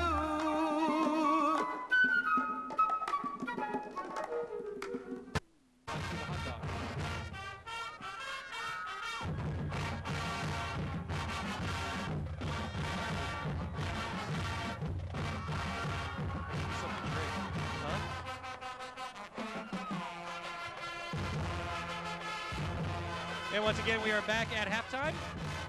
Raider marching band continuing to reform. Let's take a look at our first half statistics. In a game that we expected to be close, and it has been as close as we had expected. Both teams very even statistically. I mean, it's almost right down the board. St. Ed's with one more first down than Warren Harding. Yet the Raiders have thrown, oddly enough, for 5 more yards than St. Ed's. But maybe the biggest difference right here, the Raiders with 97 yards rushing as compared to 74 for the Eagles, and Warren Harding with the advantage in total yardage through the first 2 quarters. The Raiders with 183 yards in total offense, and again, this is a team which came in averaging almost 320 a game while running and passing the football, so they are beyond their per game average at halftime. In fact, the Raiders right now led on the ground by Richard Davis with 52 yards on 3 carries, but that includes a 41-yard touchdown carry. In the meantime, Warren Harding has failed to convert a single third down opportunity, but Ed's almost in the same predicament. The Eagles have converted just 25% of their third down opportunities today. And here's really the biggest statistic so far through the first 2 quarters. Both teams guilty of way too many penalties. St. Ed's with 8 flags for 73 yards. And again, they came in averaging 6 penalties a game for 61 yards. And Warren Harding on the flip side has been flagged 7 times for 59 yards, and they too come in averaging 6 penalties a game, and each team has punted the ball twice so far. But again, the biggest statistic to speak of penalties, because neither team has turned the ball over as of yet. The biggest number, though, exists on the scoreboard, and it favors Warren Harding. The Raiders have a 15-9 advantage at halftime against Lakewood St. Edwards. We'll come back with the 3rd quarter kickoff as we continue with our coverage of the Division I regional semifinals here on Fox 1762.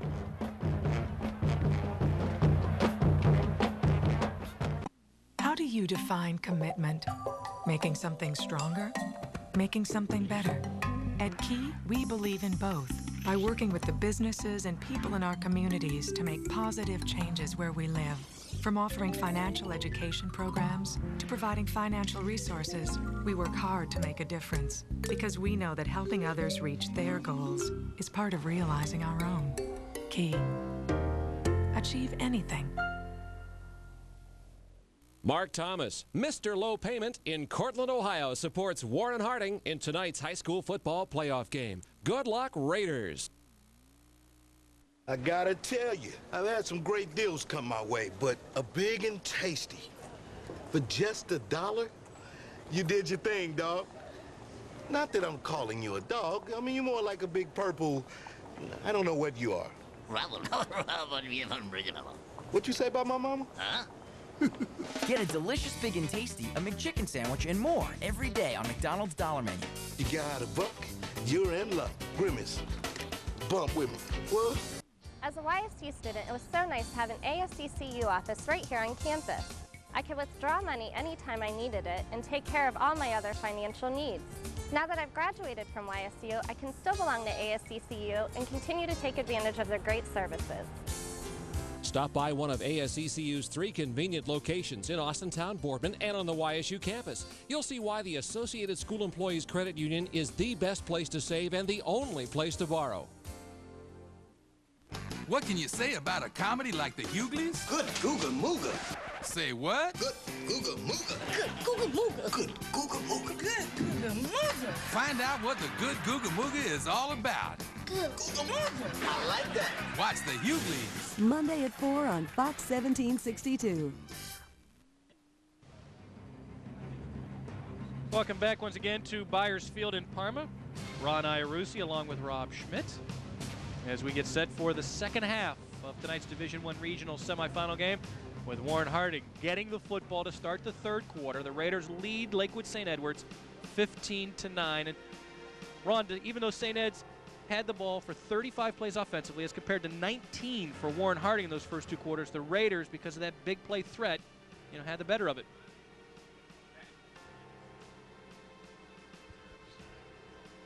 And we'll see if they'll have the better of it here in the 3rd quarter. Sorry about that, Rob.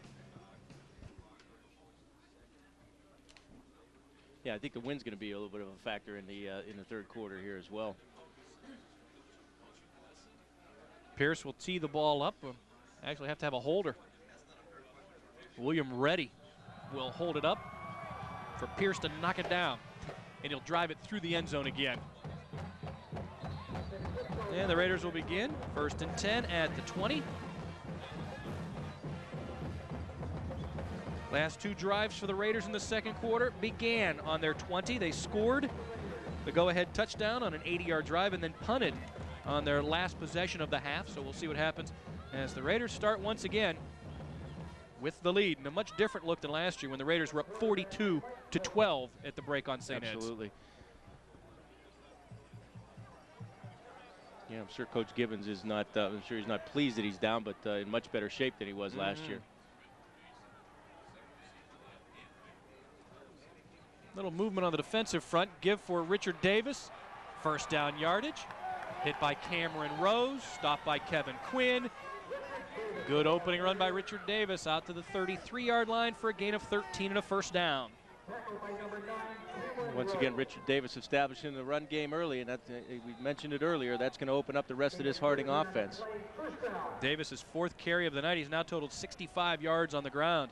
Again, this is a kid averaging just over 97 a game on the ground.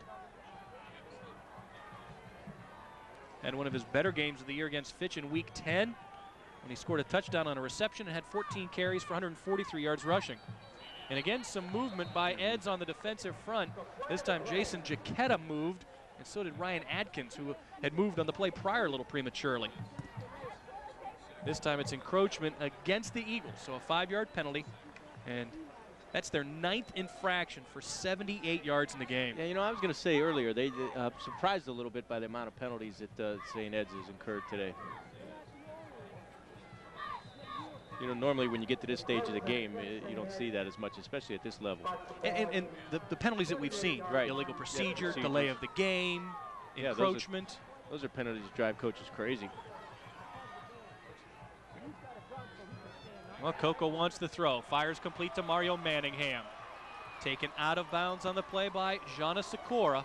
The reception out to the 50, and it's a 1st down for the Raiders. And combined now, Mike Kokel and Mike Phillips, a perfect 9 of 9 through the air tonight. Oh, that's impressive. Well, Manningham coming into the game had 11 receptions this year for 184 yards and 2 touchdowns. He had 3 grabs a week ago against Ignatius for 75 yards. Shakur did a good job of getting him out of bounds.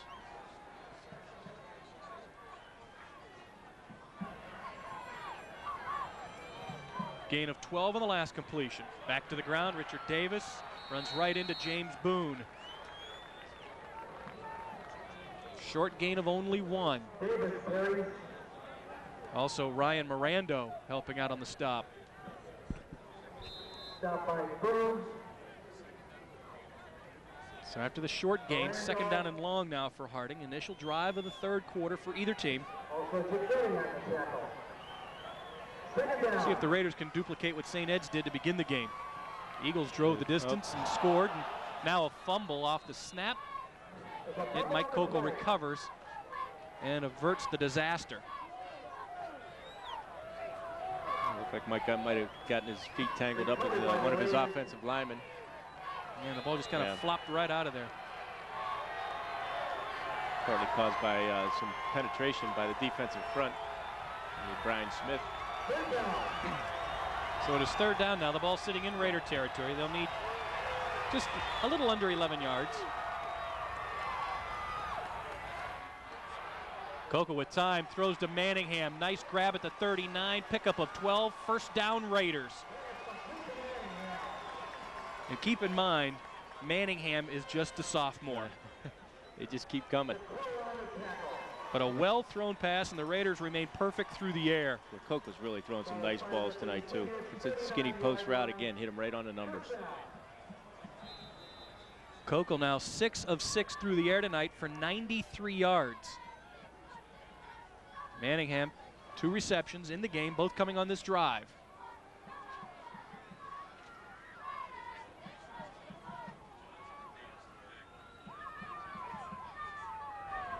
Toss to Richard Davis. Cuts back, nice run to the 33-yard line. Stop made by Ryan Blake. Ryan Atkins helping out as well. Stop by Quinn and Blake. Now last year against St. Ed's, Mike Kokel threw for 37 yards, completing 2 of 5. He's obviously improved upon that this year, and Richard Davis goes hobbling off after this run. He does a nice job cutting it back here on the toss play. Looks like he might have had somebody fall on his ankle. Second and short, though, and after the gain of 6. Kokel throws, incomplete, tried to go to Tremaine Warfield. And give Rob Masucci credit because he picked up Kevin Quinn, who was knifing through quickly. And I don't know if Masucci actually blocked him as more just got in the way. Yeah. Watch again. He did. Yeah, he stepped up there and made the play. That gave Kokel enough time to make the pass attempt. It's the first incompletion tonight thrown by either Raider quarterback. So after the misconnection, 3rd down, Kokel going to run the keeper. It won't go anywhere. Stopped on the play by Ryan Mirando. So the Eagles have stopped Warren Harding momentarily. The loss of 2 will take the ball back to the 35, and the Raiders look as if they'll need 6 yards here on 4th down.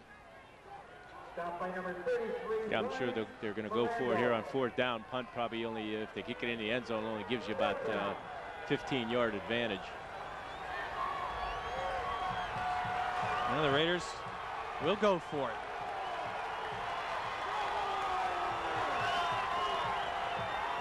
Up, quick kick. Keep in mind Kokel is the punter, and this is well placed. It will go out of bounds inside the 20. The officials will mark it at the Lakewood St. Edwards 12-yard line. So a timeout on the field for the change of possession. 8:08 to go, 3rd quarter. Warren Harding will go to the defense. They lead Lakewood St. Edwards 15-9 on the game of the week here on Fox 1762. Associated School Employees Credit Union, the best place to save and the only place to borrow. Joining the credit union in the early 60s was one of the best moves we've ever made. Through the years, we've been able to get great rates on auto loans and home mortgages. And now that we've put money aside in our IRAs and CDs, we are set for retirement. The Associated School Employees Credit Union, with offices in Austintown, Boardman, and on the YSU campus. The best place to save and the only place to borrow. Travel to your favorite destinations in comfort with Transit Tours state-of-the-art motor coaches that feature VCRs, stereos, reclining seats, and footrests. Transit Tours offers day trips to many popular casinos, including Mountaineer every Wednesday and Thursday, and Greektown in Detroit every Monday. For 15 years, Transit Tours has transported area high school and YSU sports teams to their events. They are proud to be sponsoring telecasts of local football. Call Transit Tours for your chartering needs. Holiday shopping time is here. Save money by bringing your wish list to Larry's Superpond Incorporated in Warren. Electronic items are all less than 2 years old and come with a 30-day warranty. Sports enthusiasts will find a great selection of golfing, fishing, and hunting equipment. Check out the musical instruments, aisles of videos, and jewelry prices that can't be beat. Larry's Superpond Incorporated is the place to save money this holiday shopping season. Get a loan with only 5% interest. Saving you money is what we do at Larry's Superpond. Vernon's Cafe. Fine dining and excellent prices for lunch and dinner. When planning your next party or function, remember Vernon's Banquet Center. 2 banquet rooms are available, which can accommodate 50 to 250. Vernon's can also offer catering for private events. So no matter what your need may be, to enjoy one of their mouth-watering dishes or just relax in their lounge, Vernon's has you covered. Choose Vernon's Cafe and Banquet Center, top of the strip at the Applewood Center.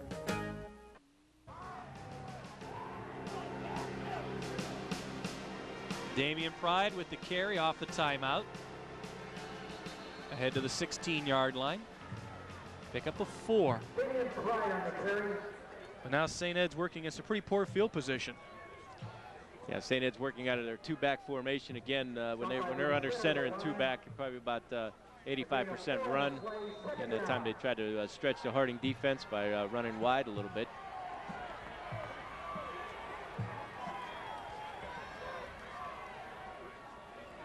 Second down from the 16. Carney wants the throw. Boomer is there. Carney will crash and burn at the 11. Andre Boomer gets credit for the sack. And that time, Carney just ran right into the pressure. Yeah, he sure did. Better. He probably would have been better off either stepping up and out. The defensive ends are from Harding are doing a nice job getting upfield, staying parallel with the quarterback. You always want to rush the quarterback and stay at his depth. You don't want to get upfield too far. They did a nice job there. So now it is third down back at the 11. St. Ed's will need 11 yards here. From the gun, play action pass, intercepted. Stephon Alexander. Pulled to the ground by Damian Pride. Penalty flag is down as well, but the Raiders come up with the first turnover of the game. It is Stephon Alexander with this big interception, his first of the year, but for the Raiders, it is the 11th time they have intercepted a pass this season. St. Ed's tried to go back to the curl route. They hit it a couple times earlier. That time, Carney just waited a little bit too long, which allowed Stephon Alexander to drop from his linebacker position right into the hook zone. He went up nice and high, got it in the air, interception. And the flag was because of a face mask penalty against Damian Pride on the tackle of Stephon Alexander. So the Raiders came in a +8 in the turnover margin. St. Ed's was a +3, but it's the 8th time this season which Carney has been picked off this season. And the Raiders now will have the ball at the St. Ed's 7-yard line.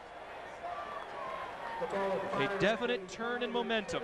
The Raiders defense, which has been solid all year, giving up less than 10 points a game, comes up with a big play on a beautiful night for high school football.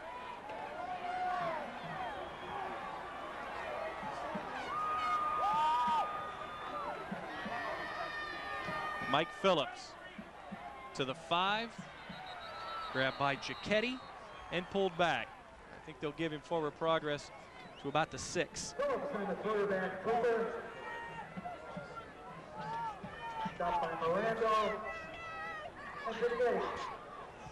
Yeah, that St. Ed's defense is certainly stingy in the red zone there.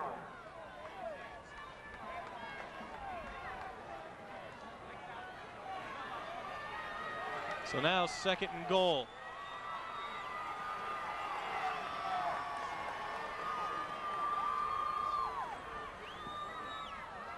Phillips wants to throw, has to run to the 4-yard line.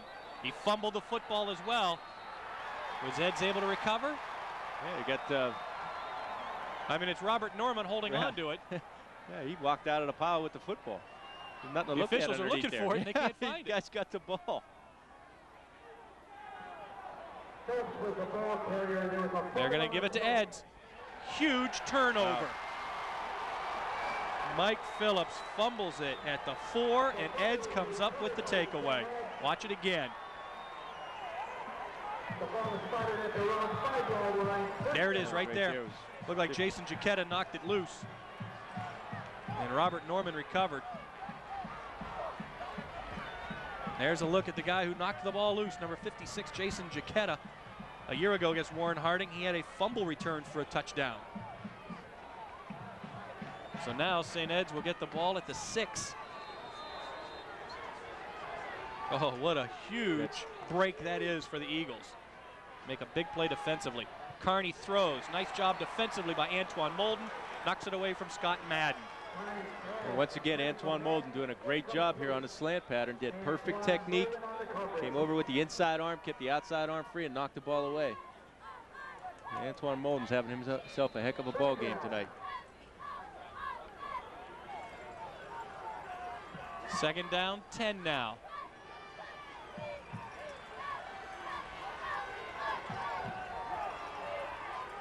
.554 to go, 3rd quarter. Yep, before Carney can put it up, penalty flags.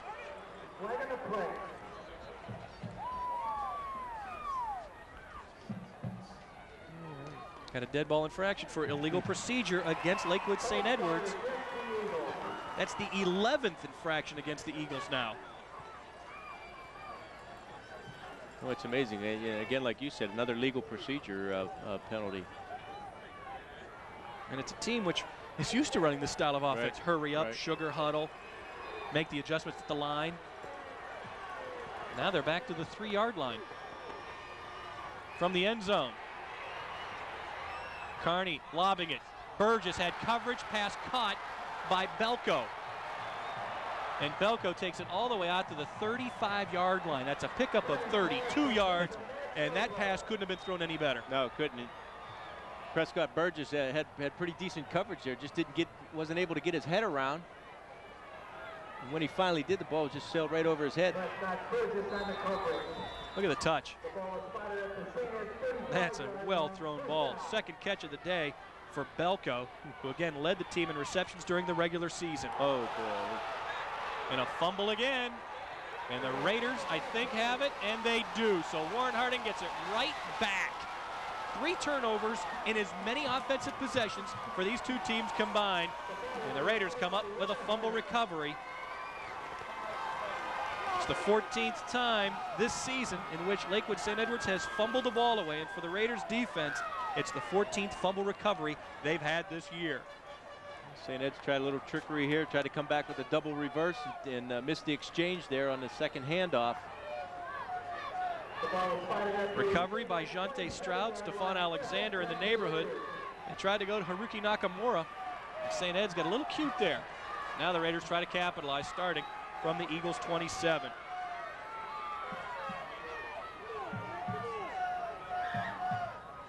Richard Davis, quick toss. Nothing doing. Adkins is there. Jamie McManaman is there. And Davis goes down at the 26.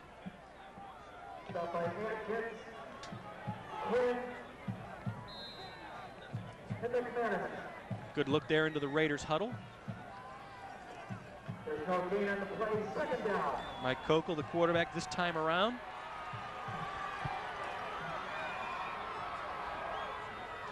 Inside of 5 minutes to go, third quarter. Tremaine Warfield going in motion. Kokel's pass almost intercepted by Brian Pierce. Ball intended for Mario Manningham. Mario Manningham ran a deep stop route that time at about 17 yards. And just allowed the free safety to come over and almost make the pick. Both teams getting a little sloppy now. Yeah, they are.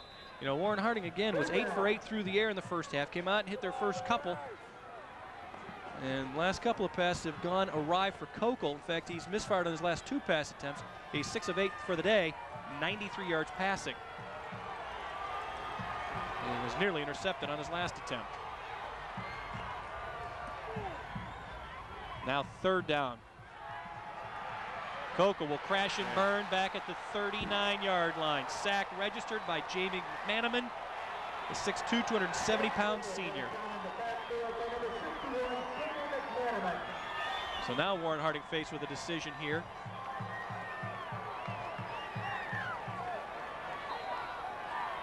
With a loss of about a dozen yards. Now Tom McDaniels will this time decide to punt it legitimately. Last time he lined up and went for a quick kick. Kokel's 4th punt of the night. Angles this one out of bounds again inside the 20 and around the 19-yard line. So a timeout on the field for the change again in possession. 4:07 left in the quarter. It's Warren Harding holding on to a 15-9 lead over Lakewood St. Edwards. You're watching the high school football playoff game of the week on Fox 1762. I gotta tell you, I've had some great deals come my way, but a big and tasty. For just $1, you did your thing, dog. Not that I'm calling you a dog. I mean, you're more like a big purple, I don't know what you are. What you say about my mama? Huh? Get a delicious, big and tasty, a McChicken sandwich and more every day on McDonald's Dollar Menu. You got a buck, you're in luck. Grimace, bump with me. Want to be the first to know when the new DVDs hit the stores? Are you looking for something fun and interesting to do tonight? What are your favorite TV and movie stars up to? Read all about it every Thursday in Entertainment Extra, the Vindicator's newest tabloid. Entertainment Extra is your week-long guide to entertainment in and around Youngstown, including Cleveland, Akron, and Pittsburgh. Now, there are no excuses. Everyone can find something to do in Entertainment Extra. Thursdays in the Vindicator. Now we give you even more. The doctors at Advanced Podiatry believe in using a conservative approach to most foot and ankle problems. However, they are board certified in foot, ankle, and reconstructive surgery, and certified in wound care as well. They have fully equipped surgical facilities at each of their offices and staff privileges at all area hospitals.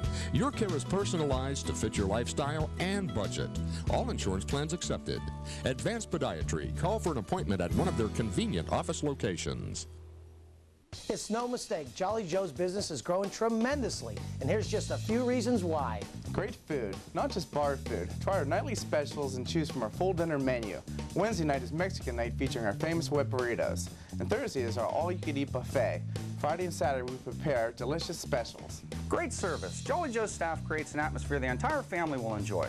And best of all, the fun never stops at Jolly Joe's. Great food, great service, and a lot of fun. It's all at Jolly Joe's, and we appreciate your business.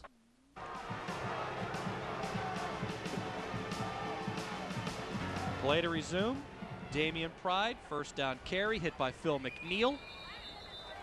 Boy, and for St. Ed's, field position has been a problem. They opened up at the 12, then threw an interception. Got the ball back off a fumble at their own 6, and now after a punt, they'll start at the 19. So Warren Harding has definitely played on the Eagles side of the 50. It's just not resulted in any points. Yeah, they sure have. Harding's had good field position this entire quarter, but hasn't been able to capitalize.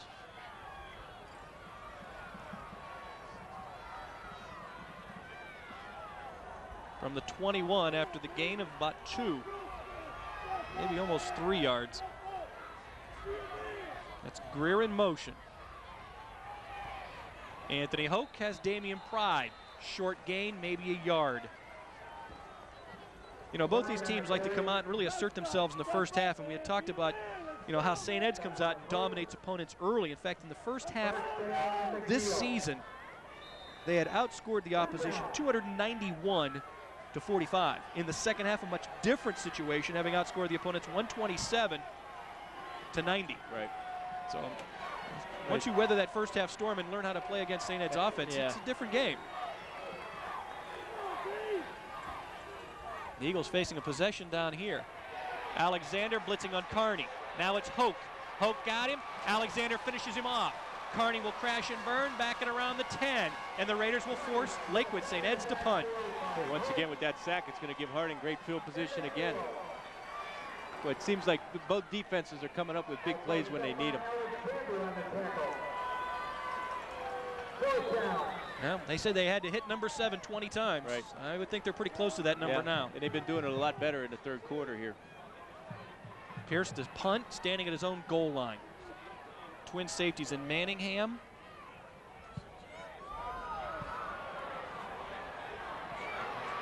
And Thaddeus Walker. This is Manningham, however.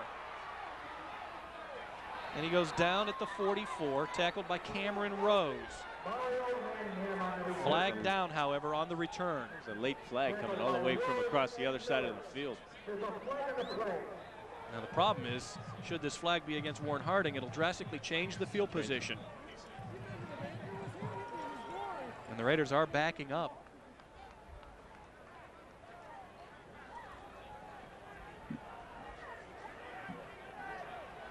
The illegal use of the hands is the call. And that won't sit kindly with the Raiders fans, because Warren Harding will now have to start this series from inside its own 30. Now Tom McDaniels will go with Mike Phillips on this series. And Harding will actually start at the 31 once they finally place it down. Less than 2 minutes remaining in the quarter. Neither team has scored here in the period. Harding led 15-9 at the break, after leading 7-6 at the end of the first quarter.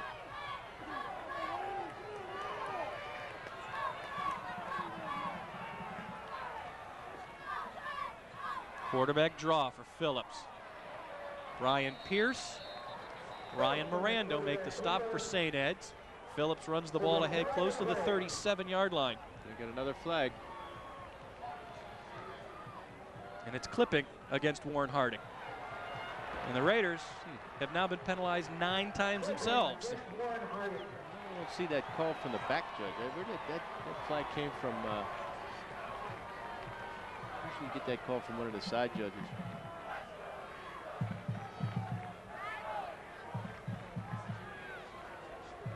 Oh, it's a chop block. Okay. Yeah, what usually happens when that comes from back there, it's on a double team block where one guy will set up the guy and then the next guy comes down and takes it a little bit too low, and can't do that. Well, St. Ed says back him up. That's exactly what they've done. So Warren Harding will now have the ball at the 16-yard line. 15-yard infraction there. Warren Harding's now been flagged 9 times for 84 yards. These two teams have combined for 20 penalties tonight. Richard Davis, running room up the middle. He's got speed. He fumbled the football, however. It was stripped loose by Brian Pierce, and St. Ed's recovers at the 39-yard line.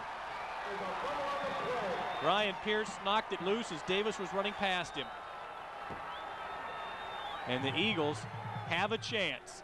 Fumble recovered on the play by Ryan Rapaz. And each team has now turned it over twice here in the third quarter. Yeah, almost the same thing as last night. Richard Davis fighting for some extra yardage here. Just had it knocked loose as he was falling to the ground. Second time in the quarter, Warren Harding has fumbled the ball away. Once at the St. Ed 6. Now at their own 40.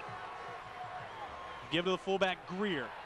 Chopped down on the play by Rob Masucci at the 32.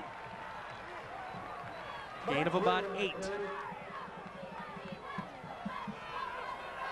So the change in field position is now giving a little boost of life to Lakewood St. Edwards. You know, it seems like St. Ed's is really starting to limit what they're doing offensively, sticking more to a conventional style offense. A lot of traps and some power running. 1:10 to go, third quarter. Carney looked right, throws left, going for Belko. Got him. And Belko is out of bounds at the 8-yard line. Matt Belko's third grab of the night. You know, Rob, they've been hitting that slant route all night. They ran a slant route underneath that with the sent Belko on the wheel route to the corner, and then the free safety never got there to cover him. That is a well-thrown ball again. Boy, Carney must really like that route. First and goal now from the Harding 8. St. Ed's threatening to take the lead. Greer, the fullback, to the 5, stood up by Johnson and LeVar Allen, and he drives even further down to about the 2-yard line. Mike Greer not familiar with carrying the ball into the end zone up until last week. Again, he had a touchdown run against Valley Forge after not hitting the end zone on the ground in the entire regular season.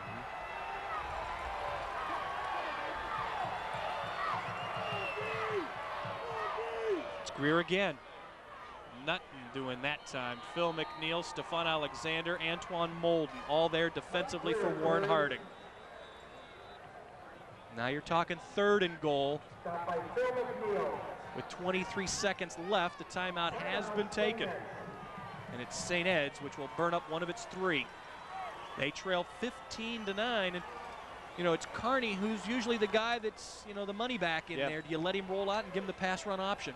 Yeah, I think you probably see them come back with that quarterback follow play, or maybe, you know, they've been given the fullback the ball on the trap play. Look for him to fake that and go with the option play.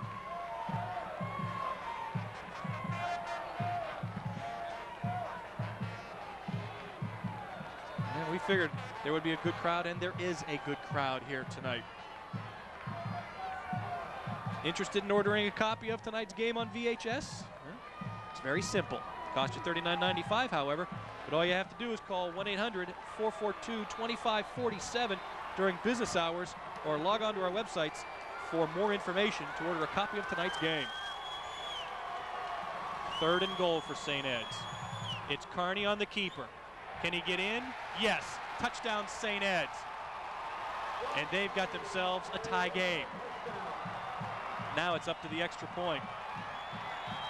kind of just what we expected. They went with a quarterback follow play. They faked that fullback trap play, and Carney took it right behind him. Masucci met him right there at the goal line, but Carney's 200 pounds. He has the ability to lower his shoulder as well. For Carney, his second rushing touchdown of the night. He scored the game's first 6 points. Extra point now by Pierce is good. And with 19 seconds left in the third quarter, St. Ed's has the lead once again. They have an advantage of 16-15 over Warren Harding. And for Sean Carney, his third rushing touchdown of the playoffs. And he's got 14 touchdowns overall this season. Well, each time St. Ed scored in the first half, Warren Harding came right back and answered. But they've had their chances. Warren Harding had a couple of good chances here, obviously, in the third quarter to open this up. They played most of that quarter in their side of the field. Well, you could win $5,000 in Eastwood Mall Complex gift certificates, good at hundreds of stores in and around the Eastwood Mall. You can buy everyone's holiday gifts, including yours, with that kind of money. And for your chance to qualify, watch weekday mornings on 27 First News.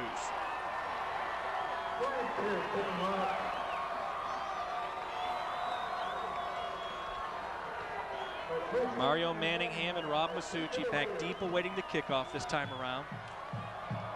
Manningham came into the game averaging 56 yards per kickoff return. Masucci about 19. But neither guy will get a chance to return it this time. The ball kicked through the end zone. I think he kicked it through the uprights. Well, Pierce missed an extra point, which was a rarity, and since then he's been solid. Yes. Warren Harding will begin at its own 20-yard line. Well, mistakes have played both teams in this quarter. In fact, each team turning the ball over twice. You know, the thing is, St. Ed's took advantage of the most recent fumble by Warren Harding. They drive 40 yards in 5 plays. The final 2 yards courtesy of Sean Carney, and then the point after is what has given St. Ed's a 16-15 lead. See if the Raiders can correct their mistakes here on this series.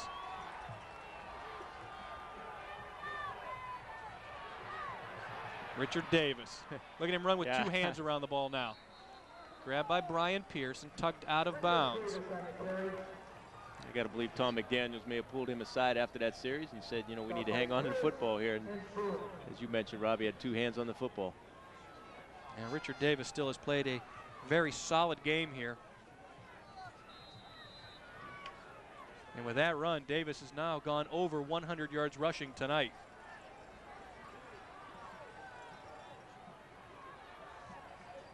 So twice in the playoffs now, he has 100.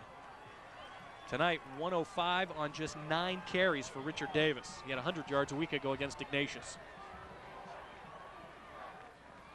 Davis again, carrying it with 2 hands. Pulled down at the 41-yard line again by Brian Pierce. That's the guy who stripped the ball away on the last possession.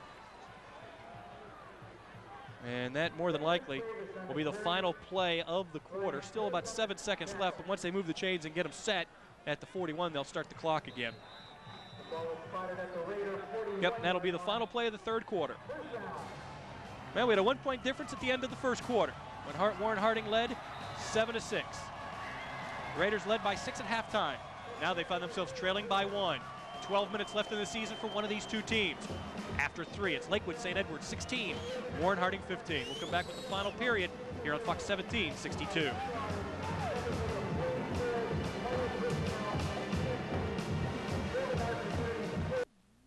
Hi, everyone. There were 2 big games in Ohio concerning area teams. You're watching one of them. The other one takes place in Division III. So let's take you out to West Branch, where we would find Beaver Local and University School, and the Beavers wasting little time. First minute of this ball game, their quarterback Jake Robinson goes the distance. It's a 50-yard touchdown run to give Beaver Local a 7-zip lead. The Preppers would creep back in it on a 30-yard field goal to make it 7-3, but too much Beaver Local tonight. This time it's Jordan Williams doing the running. He takes it in from a couple yards out to give the good guys the lead to stay. Beaver Local wins 33-18. They will match up next Saturday against Cleveland Benedictine in the regional finals.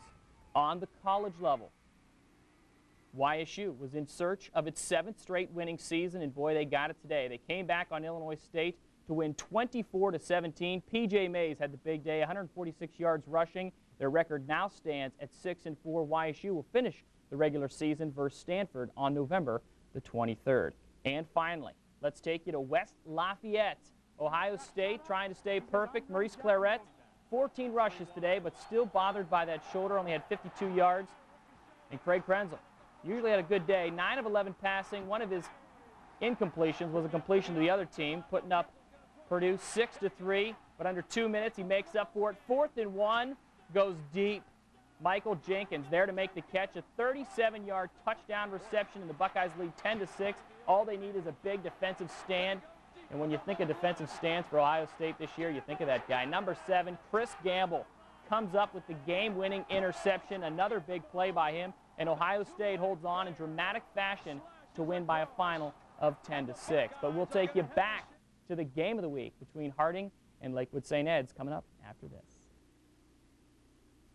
Travel to your favorite destinations in comfort with Transit Tours state-of-the-art motor coaches that feature VCRs, stereos, reclining seats, and footrests. Transit Tours offers day trips to many popular casinos, including Mountaineer every Wednesday and Thursday, and Greektown in Detroit every Monday. For 15 years, Transit Tours has transported area high school and YSU sports teams to their events. They are proud to be sponsoring telecasts of local football. Call Transit Tours for your chartering needs. We're talking tasty down at Pizza Joe's, and everyone goes to Pizza Joe's for those great tasting pizzas, wings, strombolis, subs, and salads. Planning a party after the game? Pizza Joe's can put together some great pizza party packs that everyone will enjoy. Look in the yellow pages for the Pizza Joe's nearest you and find out why Pizza Joe's is everyone's favorite neighborhood pizza place. So if you really love me, you'll let me know. You'll take me out to eat at Pizza Joe's. We're talking tasty down at Pizza Joe's. It's the place where everyone goes. Mark Thomas, Mr. Low Payment in Cortland, Ohio, supports Warren Harding in tonight's high school football playoff game. Good luck, Raiders. As beats the ocean surf upon the sand, so beats my heart for you. As beats the rhythm of a mighty band, so beats my heart for you, dear. So beats my heart for you. He's the star of a #1 network comedy. That's me. He had the #1 grossing comedy tour. You the man, dog. He's a radio star. You're starting to scare me. He's media's top dog. My feelings exactly. He's Steve Harvey. Monday at 4:30 on Fox 1762.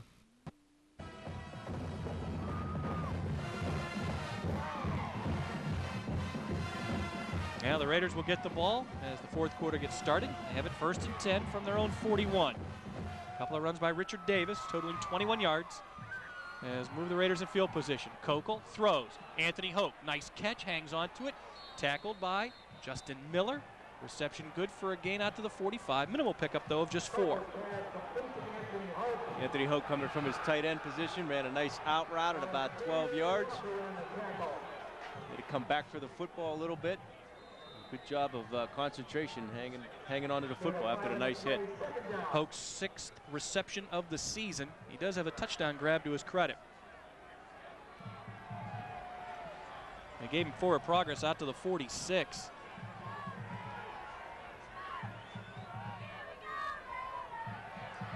Kokel throws, got Tremaine Warfield, 1st down yardage into St. Ed's territory at the Eagles' 48-yard line, close to the 47. Well thrown ball, gain of nearly 8. Simple stop route by Warfield, good enough for the 1st down. Good delivery by Kokel. Good route to run against cover 3. That corner's playing about 8 yards off and in his back pedal in a hurry. Justin Miller defensively for St. Ed's. Ball again just shy of the Eagles' 47.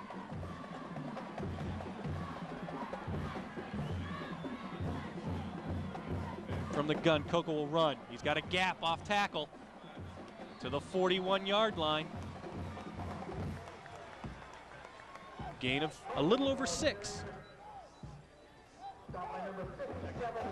Quarterback ISO play again. Kokel doing a nice job running the football tonight.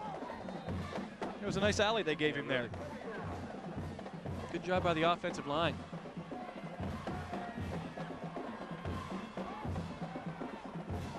Phil Bunsick and Dante Campbell on that right side.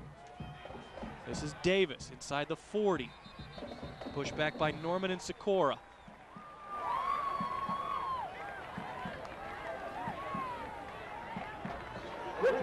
Short gain gives the Raiders a 3rd down now.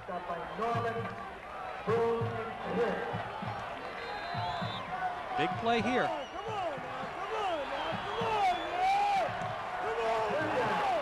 Raiders need a little less than 3.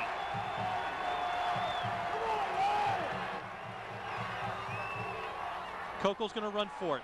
Can he get it? Yes. Out of bounds at the 35. 1st down. Sikora knocked him out of bounds. Good run by Kokel. Yeah, that was a great run by Kokel. He tried to set up the quarterback ISO play. St. Ed's defense closes down on that a little bit, and Kokel bounces that outside. Good enough for the 1st down. Yeah, he did a good job getting around Ryan Mirando, who could have stopped that play for no gain and maybe a loss. So the drive continues. Each time St. Ed's has taken the lead tonight, Warren Harding has countered with a score.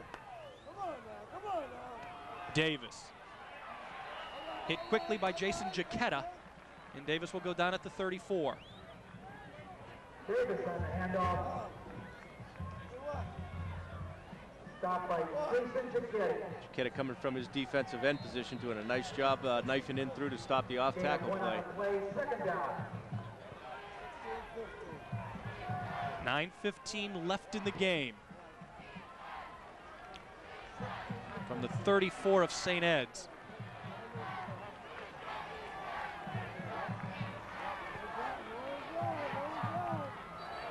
Yeah, Ignatius, we saw this a week ago. Yeah. Like to try and get up in there, and it cost them a couple of times. And it cost Ed's a penalty here as they look to blitz defensively.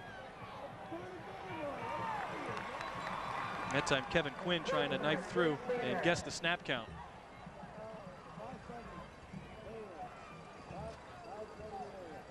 There's a look at head coach John Gibbons.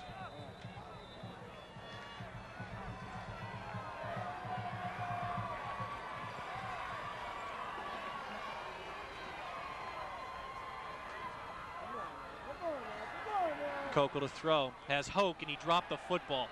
Incomplete pass. That time Hoke looked ahead to Justin Miller, who was playing the pass very nicely defensively, but could have been a catch and close to a 1st down.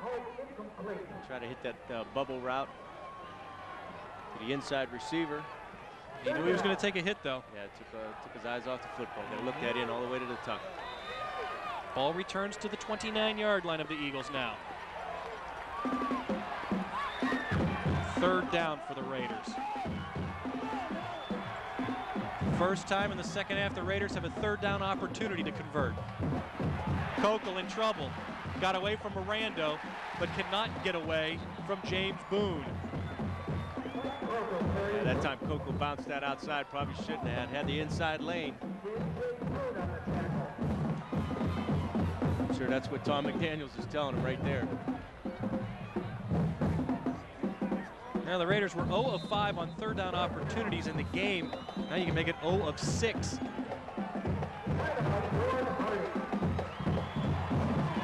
And the Raiders take a timeout. We've got 8:20 to go. We'll step aside. Harding trying to rally. They trail Lakewood St. Edwards at 16-15 on Fox 1762. For YSU student, it was so nice to have an ASCCU office right here on campus. I could withdraw money anytime I needed it and take care of all my other financial needs. Now that I've graduated from YSU, I can still belong to ASCCU and continue to take advantage of their great services. Stop by one of ASCCU's 3 convenient locations in Austintown, Boardman, and on the YSU campus. You'll see why the Associated School Employees Credit Union is the best place to save and the only place to borrow. I gotta tell you, I've had some great deals come my way, but a big and tasty. For just $1, you did your thing, dog. Not that I'm calling you a dog. I mean, you're more like a big purple, I don't know what you are. What you say about my mama? Huh? Get a delicious, big, and tasty a McChicken sandwich and more every day on McDonald's Dollar Menu. You got a buck, you're in luck. Grimace, bump with me. What? Introducing Entertainment Extra every Thursday in The Vindicator. Grab it and hold on to it. This is your week-long guide to entertainment in and around Youngstown, including Cleveland, Akron, and Pittsburgh. Looking for a good movie? How about a play? Where will you dine tonight? Entertainment Extra covers movies, TV, music, restaurants, and more. There's something for everyone in Entertainment Extra. Meet local bands making noise on the local music scene. It's where to go, what to see, and what to do all week long in Entertainment Extra every Thursday in The Vindicator. Now we give you even... As jewelers, we all have the same things: gold, diamond, rubies. But everything in my store comes with something that no other jeweler has. Me, Earl Maxon. Business people love to have customers, but I really don't have any. I just happen to have thousands of friends who happen to buy from me. Quality, service, trust, and value. Earl Maxon Jewelers, The Marketplace, Holland. 4th down and 3, and Harding will go for it. Not quite the play of the game, but a big play, and the pass sailed on Pokel. Incomplete, intended for Tremaine Warfield, so Harding turns it over on downs, and now the Eagles will get it back, nursing a 1-point lead. And Pokel disappointed in himself here a little bit. Just missed his mark. The ball just sailed on him a little bit. It did. Now it's up to the Raiders' defense.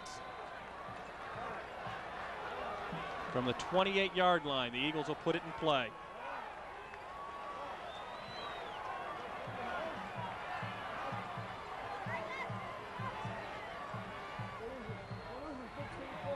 Now Carney just going to keep it in his hands. Hit at the 31-yard line, stopped after a gain of 3.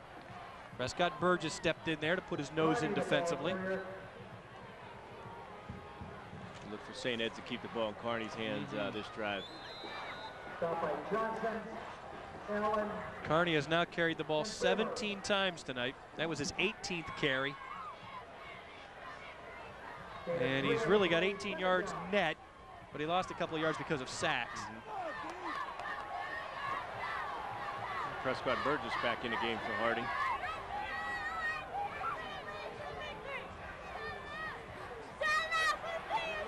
Boomer giving chase. Carney throws on the run, too tall. Pass intended for Haruki Nakamura, and now it's 3rd down. Incompletion stops the clock with 7:29 to go in the 4th quarter. Burgess, a nice job of covering Nakamura on the out route. Well, it's worked for St. Ed's before. Do you see him run that little sideline pattern in which Carney's been able to just kind of put enough touch to get it to the receiver here? That's a great route against the way Harding plays their defense. They play pretty much 4 across. You get that guy to bite on that slant route, it opens it up.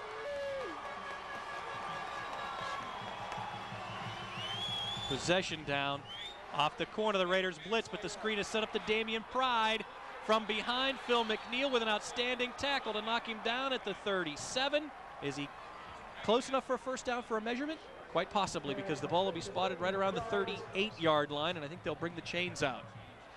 Yeah, I think he's going to be just short the way it looks from up here. I think he is going to be just short. Credit McNeil for coming back and making the tackle from behind.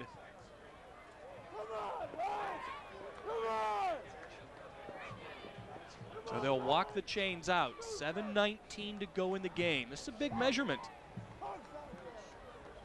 because it would force the Eagles to punt, which means Warren Harding's failure to convert on 4th down would pretty much be washed away. Right. They'll stretch him. He's got. Does he have enough? Boy, it's close. He does not. Look how close that is. Look how close he is to the 1st down.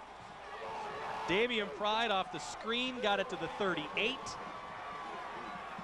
But he is inches shy. They're going to go for it, Rob. Oh, now watch McNeil from the backside make the tackle here. McNeil's number 59, a 5'11", 273-pounder. Right there. This is guts if you go for it. That's John Gibbons football. 7:19 left, so there is a lot of time left in the game. They may try to draw Harding off sides here.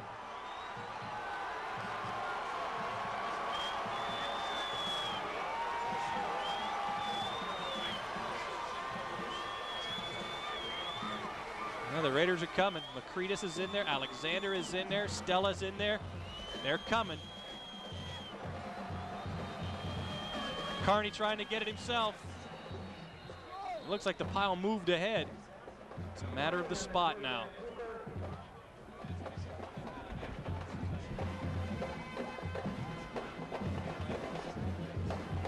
Carney feels like he has enough, and he does. They don't even need to measure. Nope.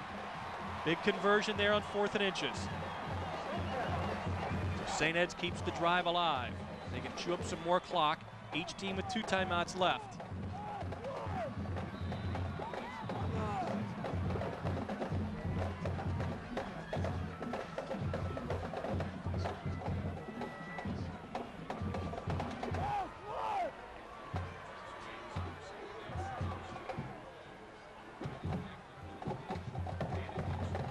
That's Greer, gonna block for Pride.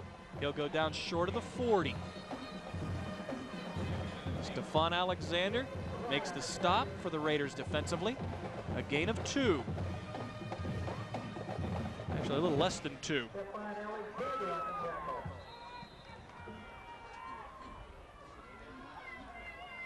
Six and a half to go. Clock continues to run from Byersfield and Parma.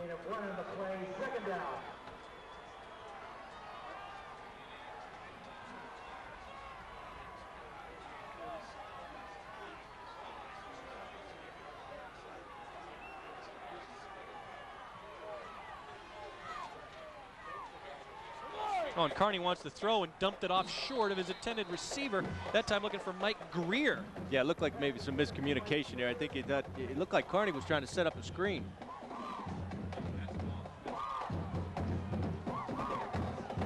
Not a well-thrown ball. Was it tipped? Yeah, it might have been tipped by, McCreadis might have gotten his hand on it. Stops the clock, though. 6:05 left, and it's 3rd down and long for Lakewood St. Edwards. They'll swing it out to Damian Pride. He's got a long way to go for a 1st down, and he's not going to get there. He got close, though. Johnson, Stella, McCreadis, all there for the stop, but Damian Pride is a yard short. Yeah, looked like for a minute there, Damian Pride was going to get hemmed up by the Raider defense. Was able to kind of knife through 2 defenders and fight almost all the way up to the 1st down. Yeah, look how far he had to go before he even actually turned it upfield.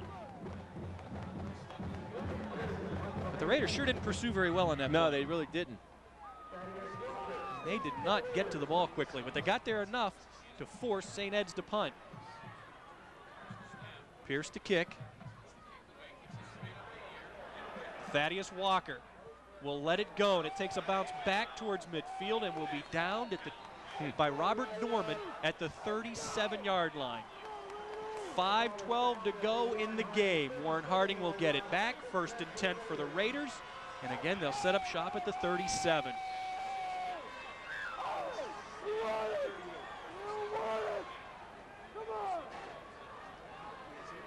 Well, I don't know if this is the drive of the year, but it may be the biggest drive for Warren Harding. The winner goes to the regional championship, where they will meet either Solon or Menor.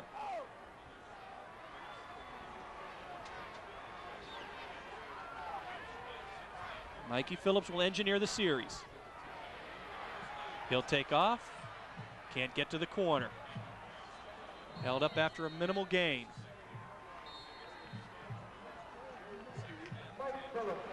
Inside of 5 minutes to go. We saw Phillips work some serious magic against Boardman in that double overtime victory against the Spartans earlier this year.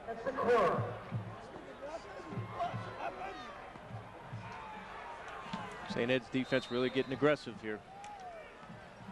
Phillips came into the game with over 800 yards in total offense, running and throwing, so he's a good double threat.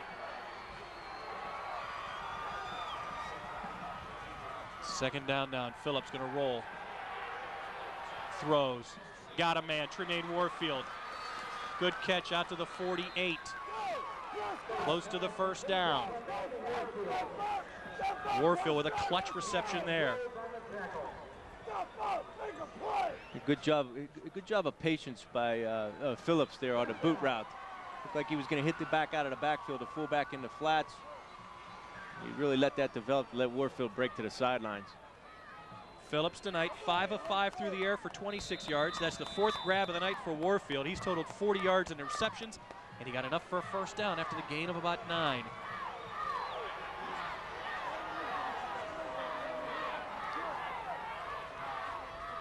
Toss, Richard Davis into St. Ed's territory. Stopped on the play by James Boone. Gain of about 3.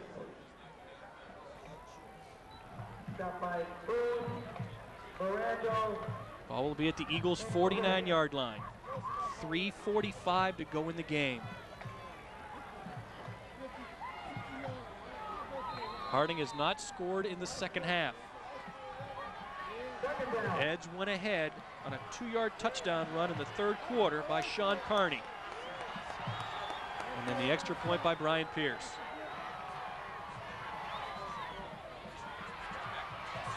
Davis tripping. Almost tripped.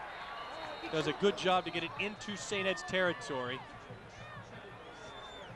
Actually, it'll turn into a gain of 1, and that was all Richard Davis there. It was. And watch the near trip coming up here. He will fake Ryan Mirando out of his shoes, and there's the trip attempt. Thought that was pretty obvious there. It was an obvious trip, yet no flag came out.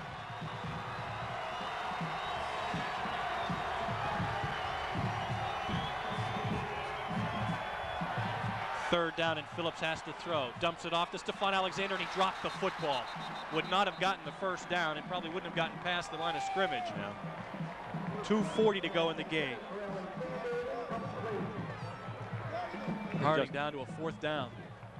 Justin Miller did a nice job coming from his outside linebacker position. As you said, Rob, probably wouldn't have been good enough for the first down anyway. Big 4th down play here. Now the Raiders still have 2 timeouts left. Should they not convert here?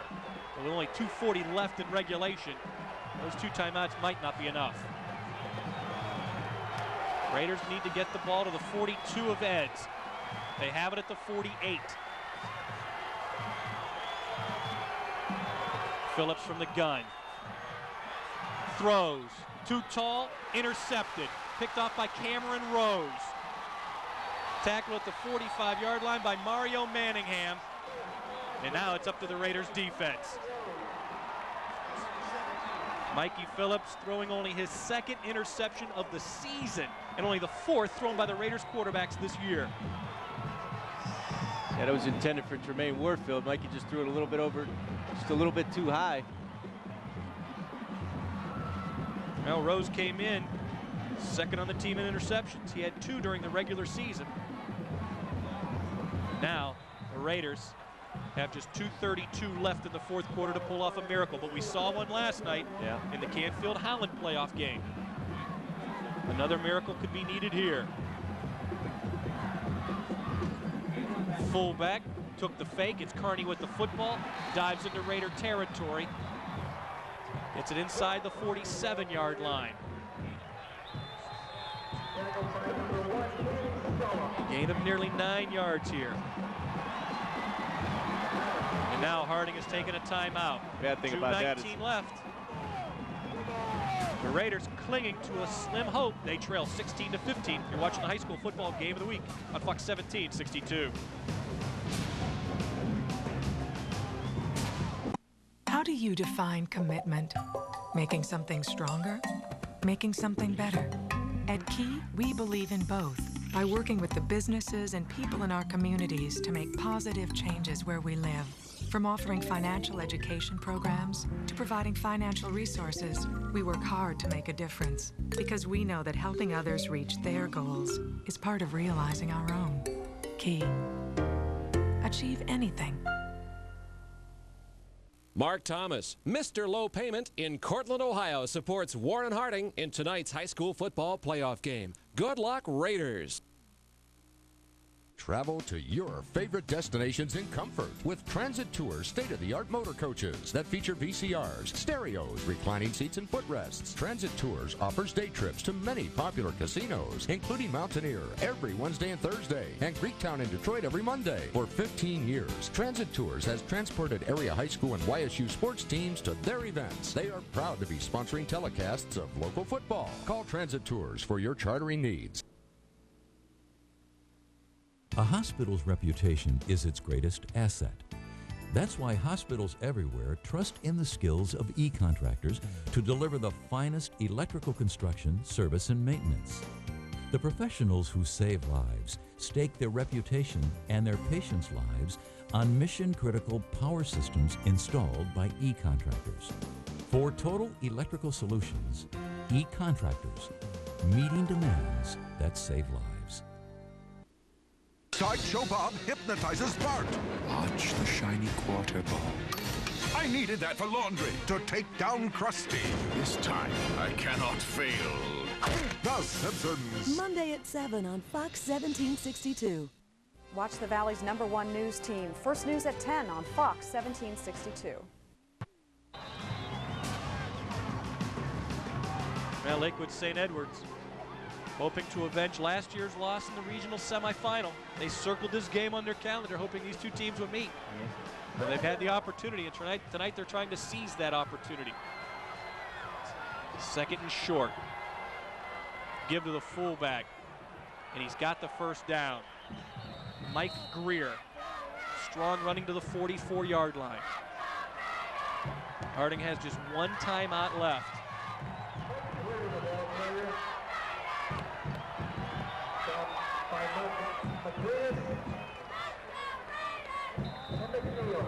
Well, the difference in the game, three turnovers committed in the second half by Warren Harding, and the St. Ed's defense ability to shut out the Raiders. Well, they certainly did. They really stepped it up here in the second half.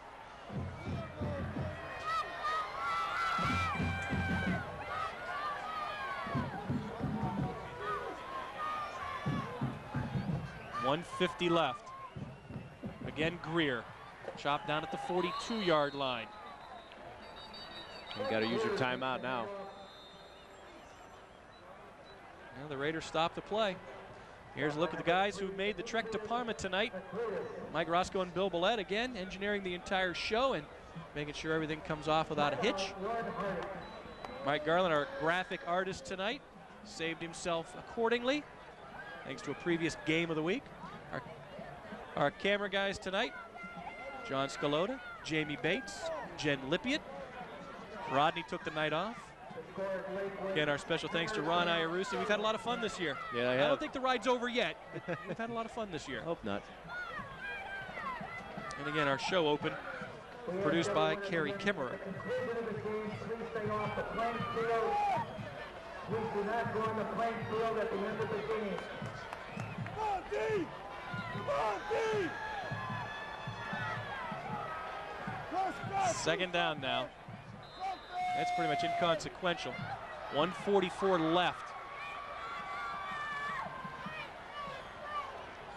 Carney's going to keep it. I'm sure he'll hang on to the ball for dear life to the 39. That's a gain of 3. So the Eagles need 5 yards, but they need that clock to run a little faster. You probably see some clock management here. I doubt if St. Ed's will snap this football with any more than 1 second left on the play clock.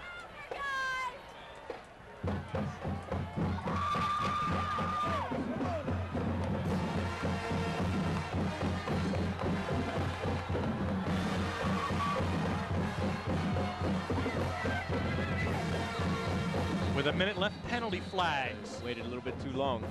Might have been a key mistake there. So that'll stop the clock and move Ed's back. 1:02 left. It'll make it 3rd and 10 from the 44. And the 13th penalty of the night against the Eagles. Lakewood St. Ed's with 103 yards in penalties. And yet they lead by 1 over the #1 ranked team in the state. Of course, Harding's had their share of penalties and mistakes tonight as well.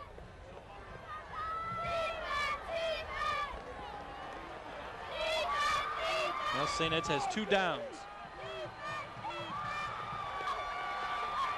3rd and a 4th down play. Carney trying to sweep the corner. He'll go down at the 39. 55 seconds to go. 4th down will be coming up. I think if you're St. Ed's here, now you take the penalty. Let the clock run all the way down. The Eagles bring out the punting unit.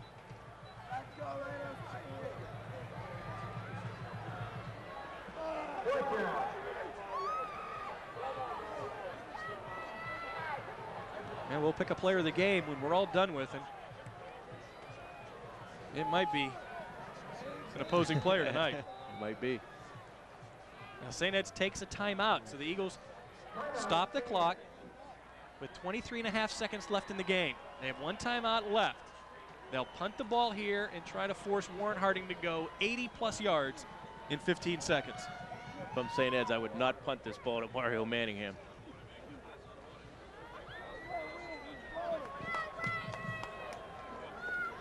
Now keep in mind, you can watch Fox 1762 for YSU football. The Penguins will take on Samford Saturday, November 23rd at 10:30 here on Fox 1762. And today, YSU traveled to Illinois State and knocked off the Redbirds 24-17. That means YSU is now 6-4 overall this season, guaranteeing themselves a winning record. The Penguins now 4-3 in the Gateway Conference. They are off this week, and they'll wrap up the season against Samford in a game you can watch here on Fox 1762. 23.5 seconds left in a season for Warren Harding, which has seen them run the table up until now. 11 straight wins in the AP State Poll Championship. Ball skipped back to Pierce, and penalty flags are down.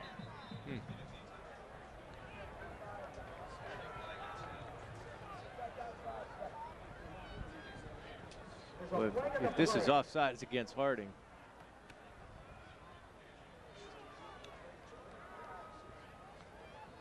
Nope. And they'll move it back 5, illegal procedure. 19.7 seconds now left. You put the time back on the clock now? Do you go back to 23.5? Yeah, why don't they? Why didn't they? Dead ball foul. Yeah, there it goes. All right, there you go. Back to 23.5 seconds now. Pierce standing at his own 43. Manningham and Walker back deep for Harding. They stand on the 15.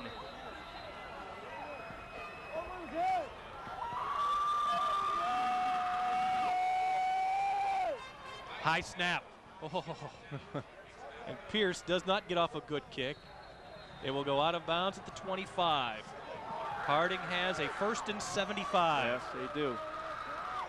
18 seconds left. Here we go. Do we have one miracle left in the bag? Well, they pulled it off against Boardman. Mike Kokel will be the quarterback. He's got the better arm of the two.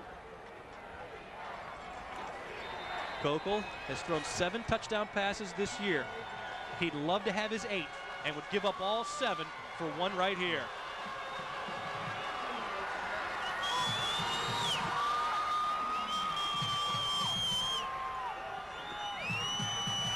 Kokel down the middle from Manningham. He's got him! He's got Manningham! Can he get down the field quick enough? 10 seconds left. To the 23-yard line of Eds. They'll stop it for the 1st down. That's right, they got to stop for the 1st down. 10.4 seconds left. Eds called timeout. You got an injured player, that's why. Cameron Rose is injured at the 20. They found Mario Manningham streaking down. Let's look at it again. Watch Kevin Quinn putting the pressure on Kokel, but he delivered it perfectly. He got by Rose. Wow. It'll be 1st and 10 for the Raiders from the Eds 23. A gain of 52 yards.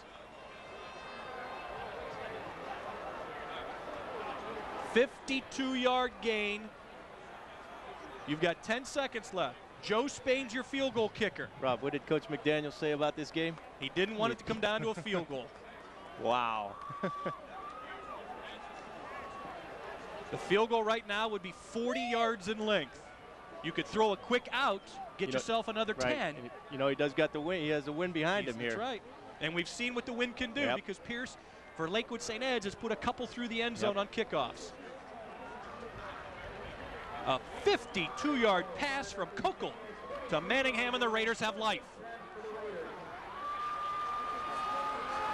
And Cameron Rose slow off the field. As soon as they get him off, they'll snap the ball.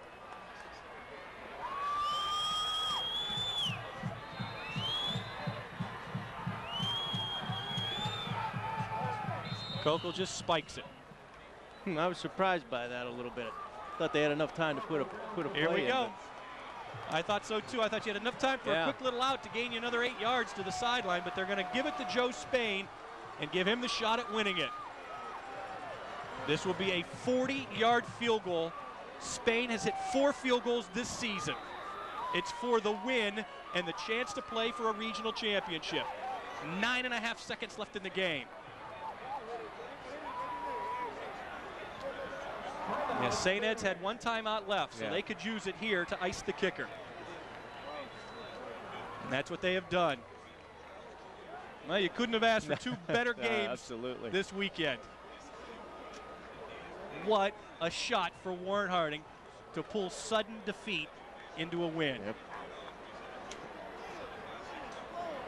But I agree. I would have liked to have seen him take 1 more shot. I know. I at maybe thought a gain so of too, 8, just to give him a little bit more of an operative play. I'll tell you what, I would like to see him put Prescott Burgess in there with the height, maybe try to throw him a jump pass in the end zone.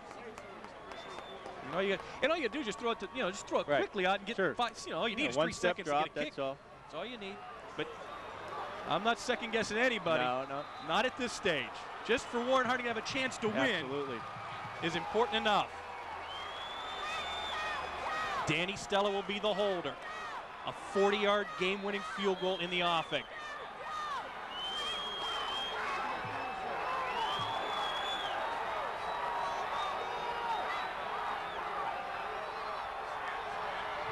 He's got the kick in the air. It's good! It's good! It's good! It's good! 5 seconds left, and Joe Spain's going to be the hero. 40 yards! Where's Al Michaels? Because I believe in miracles. Unbelievable. It's time to party in Warren. The most unbelievable comeback since the Raiders of 1990 came back and beat Sandusky when they were down 14-0. That is unbelievable. You gotta be kidding me. No way! Well, Tom McDaniel said he didn't want it to come down to a field goal. I think he's pleased with that outcome. You gotta be kidding me.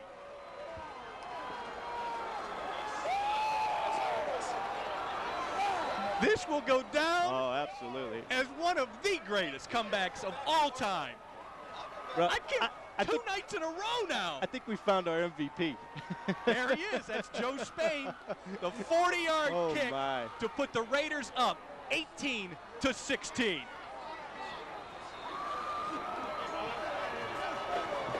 Golly, I love this game. That's what it's all about. I love this game.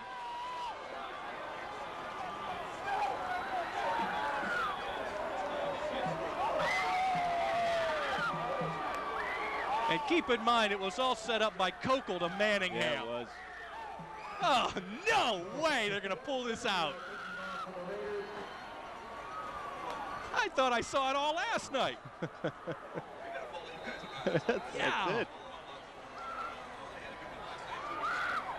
There's the squib into the gut of Kevin Quinn. Now you got 3.5 seconds to burn. You do.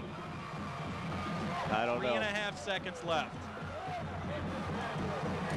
All right, you put back Danny Stella, you put back Prescott Burgess, you put back Rob Masucci, you blitz 3.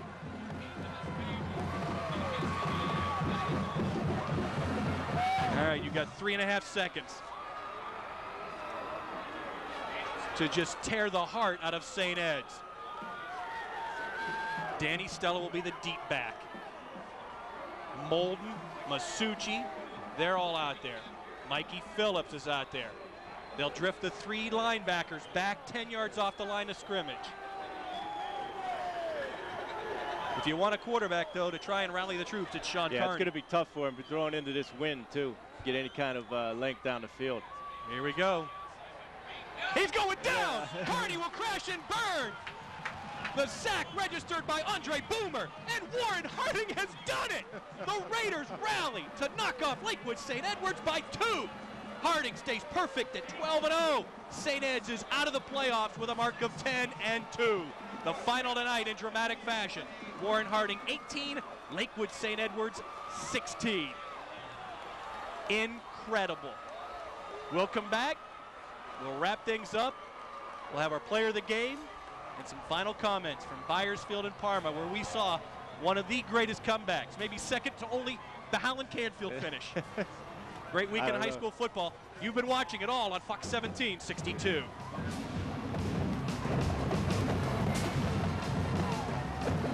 Gotta tell you, I've had some great deals come my way, but a big and tasty. For just $1, you did your thing, dog. Not that I'm calling you a dog. I mean, you're more like a big purple, I don't know what you are. What you say about my mama? Huh? Get a delicious, big and tasty, a McChicken sandwich and more every day on McDonald's Dollar Menu. You got a buck, you're in luck. Grimace, bump with me. What? Holiday shopping time is here. Save money by bringing your wish list to Larry's Superpond Incorporated in Warren. Electronic items are all less than 2 years old and come with a 30-day warranty. Sports enthusiasts will find a great selection of golfing, fishing, and hunting equipment. Check out the musical instruments, aisles of videos, and jewelry prices that can't be beat. Larry's Superpond Incorporated is the place to save money this holiday shopping season. Get a loan with only 5% interest. Saving you money is what we do at Larry's Superpond. The doctors at Advanced Podiatry believe in using a conservative approach to most foot and ankle problems. However, they are board certified in foot, ankle, and reconstructive surgery, and certified in wound care as well. They have fully equipped surgical facilities at each of their offices and staff privileges at all area hospitals. Your care is personalized to fit your lifestyle and budget.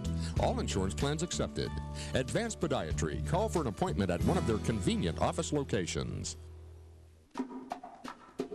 As beats the ocean surf upon the sand, so beats my heart for you.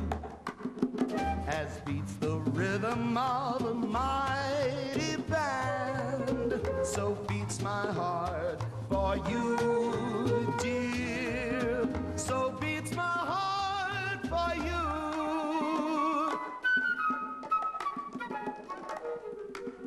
The high school football player of the game is brought to you by Key Bank. Now, they'll have a festive time in Warren yes, for at least a week as they advance to the regional championship. The Raiders pull one out in dramatic fashion as they upend Lakewood St. Edwards 18-16. The Raiders will now play either Solon or Menor for the Region 1 championship next Saturday.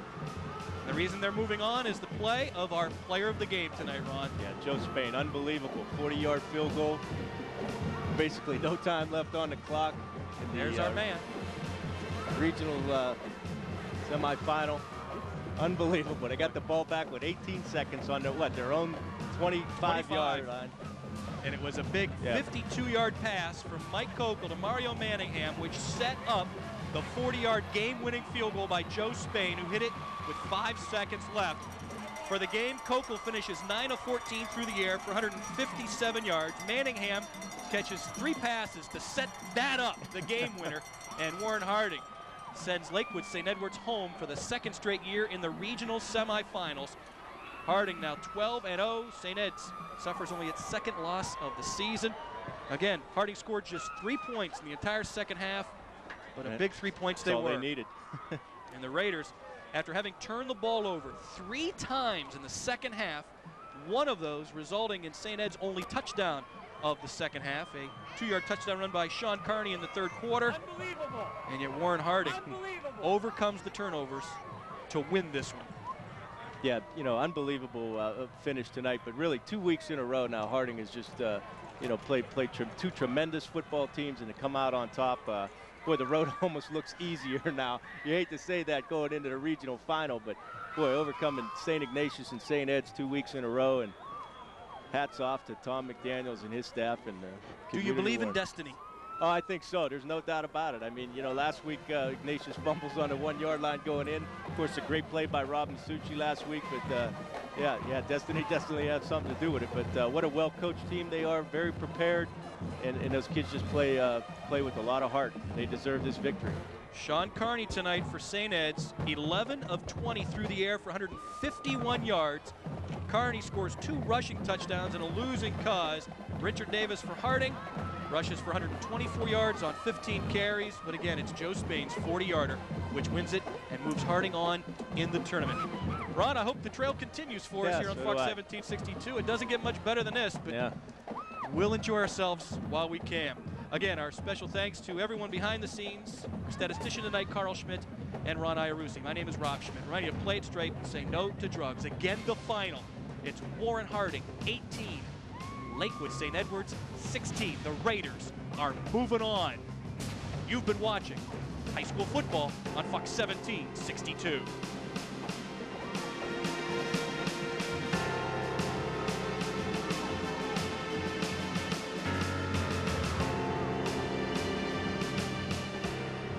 I wanted to refinance my home mortgage. I went to ASECU for help. I was afraid it would be a long, drawn-out process, but they made it happen quickly and easily. Now I have the money that I need to do some home repairs and take my family on a vacation. When I went to ASECU for a car loan, I didn't know what to expect. They made it so easy for me. They helped me along step by step, and in no time, I had the car I needed at a price I could afford. The Associated School Employees Credit Union, the best place to save and the only place to borrow. Travel to your favorite destinations in comfort with Transit Tours state-of-the-art motor coaches that feature VCRs, stereos, reclining seats, and footrests. Transit Tours offers day trips to many popular casinos, including Mountaineer every Wednesday and Thursday, and Greektown in Detroit every Monday. For 15 years, Transit Tours has transported area high school and YSU sports teams to their events. They are proud to be sponsoring telecasts of local football. Call Transit Tours for your chartering needs. Want to be the first to know when the new DVDs hit the stores? Are you looking for something fun and interesting to do tonight? What are your favorite TV and movie stars up to? Read all about it every Thursday in Entertainment Extra, the Vindicator's newest tabloid. Entertainment Extra is your week-long guide to entertainment in and around Youngstown, including Cleveland, Akron, and Pittsburgh. Now, there are no excuses. Everyone can find something to do in Entertainment Extra. Thursdays in the Vindicator. Now we give you even more. As jewelers, we all have the same things: gold, diamond, rubies. But everything in my store comes with something that no other jeweler has. Me, Earl Maxon. Business people love to have customers, but I really don't have any. I just happen to have thousands of friends who happen to buy from me. Quality, service, trust, and value. Earl Maxon Jewelers, The Marketplace, Holland. Court! No, court's expensive. Can we settle? Comes Dad. It's Matt. I'm in a safe place.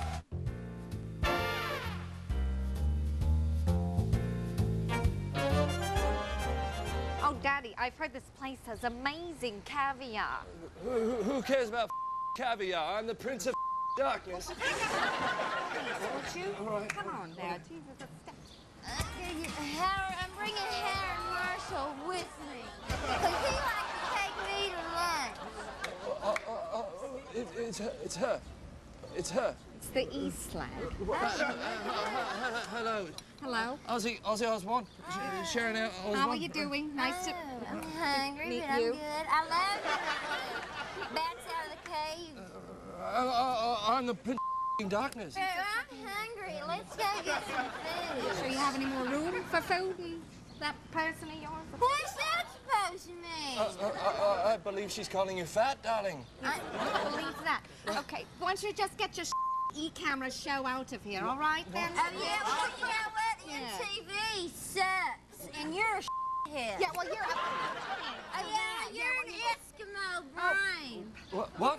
You hear that, Eskimo brain. Hey, there's no need for that kind of language. There's children and a little Asian homo present. Excuse me, the question is Asian. Hey, you're rich and old. Why don't you marry me and die? I believe I'm taken, right? Believe? Yeah, that's right. Right, That's right. right. Come on, Ozzy. Get your... He's my meal ticket, bitch. I'm your ticket to hell is what I am. I'm the Prince of Darkness. Let's just go get some food, shall we? Let's just never... Herod Marshall wants me to eat Italian first. Well, who the hell gives a... Ow! What is going on? Herod Marshall. It's a giant ashtray. No, you just... I'll tell you what, you're not going to take me down. Get on you and I'll crush you like a worm. You gotta call the disturbance outside a restaurant in Hollywood. There's 2 reality shows engaged in a dispute. All right, this is bad. This is not good. This is bad.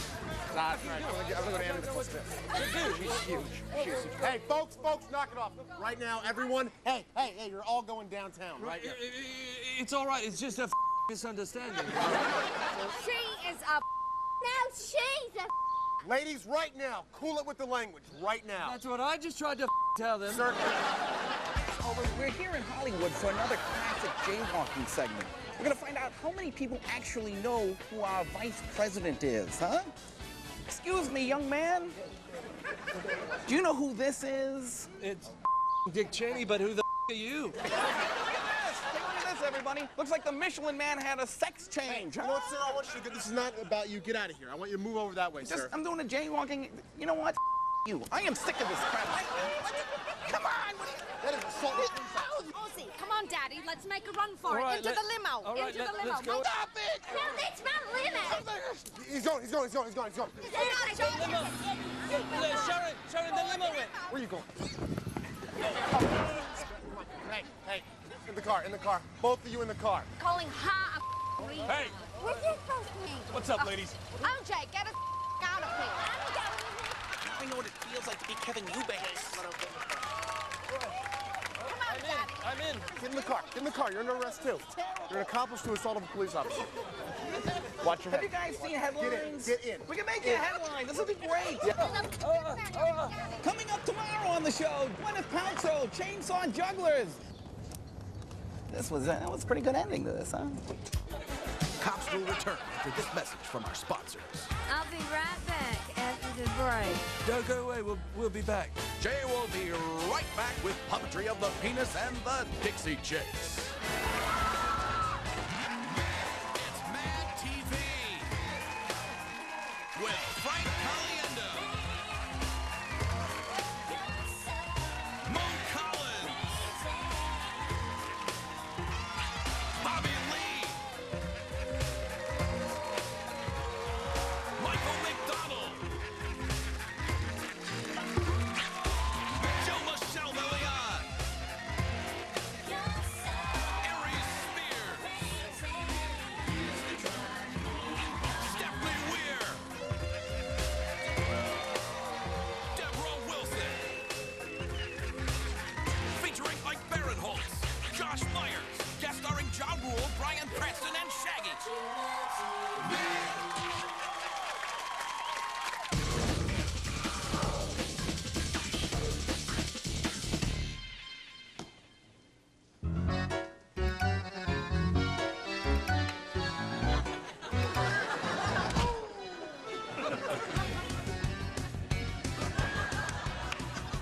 It's not my fault that I'm no understandable. And I try so hard just to be bilingual.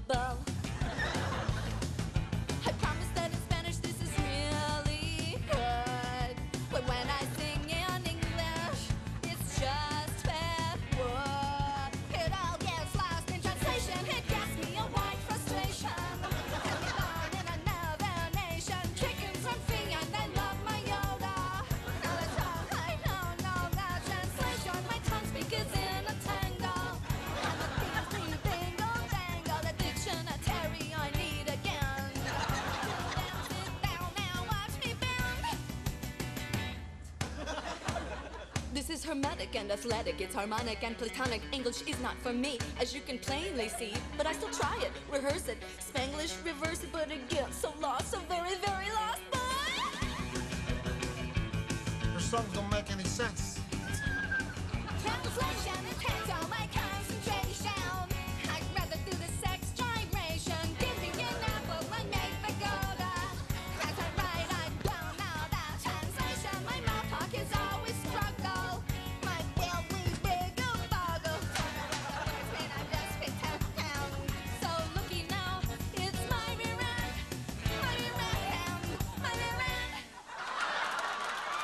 Bringing another woman into our sex life can only strengthen my love for you. Are you sure? Oh, yes, I'm sure. Mad TV is brought to you by T-Mobile. Get more minutes, more features, more service. When you need a cup, pour some sugar ramen. Sugar ramen? Yeah, soup. Freeze. A call to the library could help her out. Good thing T-Mobile lets her call whenever she wants. Go. Says here, pour some sugar on me. I'm hot, sticky, sweet. Mm-hmm. The most one-ever minutes, free long distance and roaming. Only from T-Mobile. Get more. You getting this? Oh, yeah! On a remote mountain peak, 6 friends witnessed a group of terrorists planning the unthinkable. We really need to get out of here. Now, they've got 24 hours Just kill them. to warn the world. Someone doesn't want us to leave. On November 27th, Keep moving! never give up, never give in. Extreme Ops, rated PG-13, starts Wednesday, November 27th. Sorry, guys. I got a Ceto mattress. It's so comfortable, I don't need you anymore. Oh, Ceto makes me so mad. I'd like to rip that mattress apart. Me too, one. Tell me that wasn't the do not remove under penalty of law label. So what are you in for? Well, we got caught tearing a man to pieces. You'll feel the difference the moment you lie down. Ceto, we make the world's best mattress. Go to Ceto.com to learn more about Ceto mattresses and to get your very own Ceto counting sheep.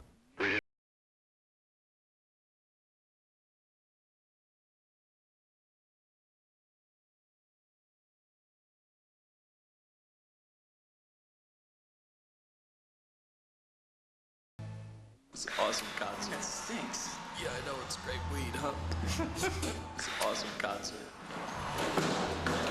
Put it down. Here. So smart. Come here, put your hand against the wall. Put your hand against the wall. Turn around.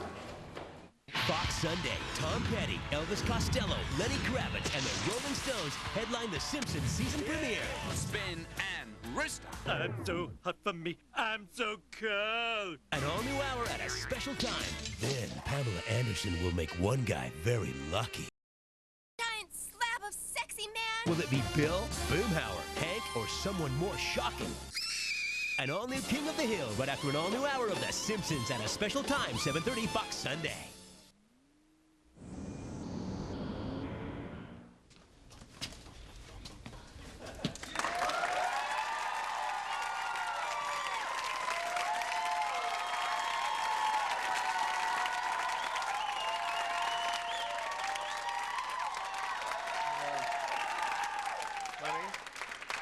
Honey, how you doing?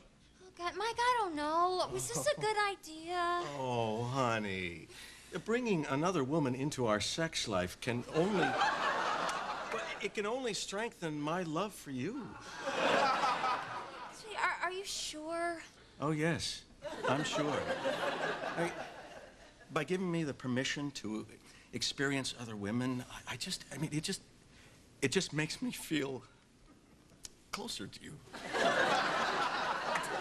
And you know, who knows? You might really get into it too. I doubt it.